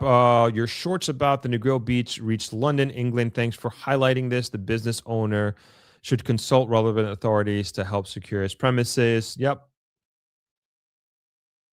Jala, I saw your video. Commend your swift action. Absolutely. No problem. Rich says, greetings, Throp. I saw your video about the fence and love how you challenged your anger into action. I was angry myself. Because, as you said in the video, this is how it starts. That's right. That's right. Thank you, everybody. Thank you, everybody. Thank you. Thank you. Thank you. All right. I think we're going to close out the stream there. We're almost at 3 hours, which has been good. This has been a great stream today. And I don't know if we have a guest on Thursday. I'm not sure. I'm sure we'll have a guest on Thursday. So we're continuing with our twice a week live stream. So on Thursday, we'll have our Throp-X live stream at 4 p.m. Jamaica time. This is a great Sunday stream. Want to thank Mr. Rhoan Simpson for coming through today and really going through all of the firearm licensing regulations, processes, consequences, potential consequences. I learned so much to take into consideration. More than happy to explain the beach fence situation that we can call it, and happy that we are moving forward. Just want to remind everybody that Throp-X tickets are for sale. Throp-X is my annual Jamaica investment conference. This year we're doing it twice, as a matter of fact, due to Hurricane Melissa. So we'll be doing it in May next month, May 24th to 30th. And we have an awesome lineup. One of, I think, the biggest highlights that we're looking forward to is the presentation by the Airports Authority of Jamaica. And they're going to be, I can say they're going to be giving us some breaking news. And I don't want to kind of let the cat out the bag, if you will, but I promise you it's going to be very, very interesting, and you're going to hear things and learn things that you're not going to hear and learn anywhere else. And if you came to Throp-X 2024, you will have also been amongst the first people to have known the location of the Negril International Airport. And that's right, if you're unaware, Negril is getting an international airport. Big things happening here in the West that we're very, very excited about. So if you're interested in learning about investing or moving to Jamaica, come to Throp-X. We'd love to have you. If you want more information, you can go to thropx.com. And Thursday's live stream will be a dedicated Throp-X stream. And just join our mailing list if you want more information. We're sending out weekly emails. Last week we sent out 2. Look at us, right? So I will see you all on Thursday. Wishing you a great rest of your Sunday and a great week ahead. We are going to close out with a little Throp-X here. See you all soon. Peace, everyone. Throp here again. As you're probably hearing, Jamaica is on an unprecedented economical tear, and I know many people are interested to learn how they might be able to buy property in Jamaica, move here, or even start a business. Enter Throp-X. This is my annual Jamaica investment conference hosted at Travelers Beach Resort in Negril, Jamaica. If you're even considering moving to or investing in Jamaica, this is the best low-risk opportunity to do your due diligence and network with the very people driving the country forward. This event brings together a group of hand-picked, trusted, top-of-their-field individuals, the best developers, contractors, real estate pros, lenders, and government partners, all under one roof to help you make your move. This is very much an action-focused premium conference experience geared towards empowering you with the tools and team necessary to create your Jamaica dream. We've partnered with the Tax Administration of Jamaica to help you get your TRN and even open a bank account, all conveniently located on conference property. One of the most popular parts of the conference is a real estate tour. It's the best way to understand Jamaica's real estate market, seeing and experiencing properties firsthand so you can compare apples to apples. Another incredibly valuable part of the conference is the people you will meet. Attendees have been some of the most dynamic, inspiring individuals I have met doing incredible things with their lives. As always, this year will be fun, educational, and actionable, giving you the tools, insights, and connections to invest, build, and move to Jamaica. For more information, please visit Throp-X.com and join our mailing list.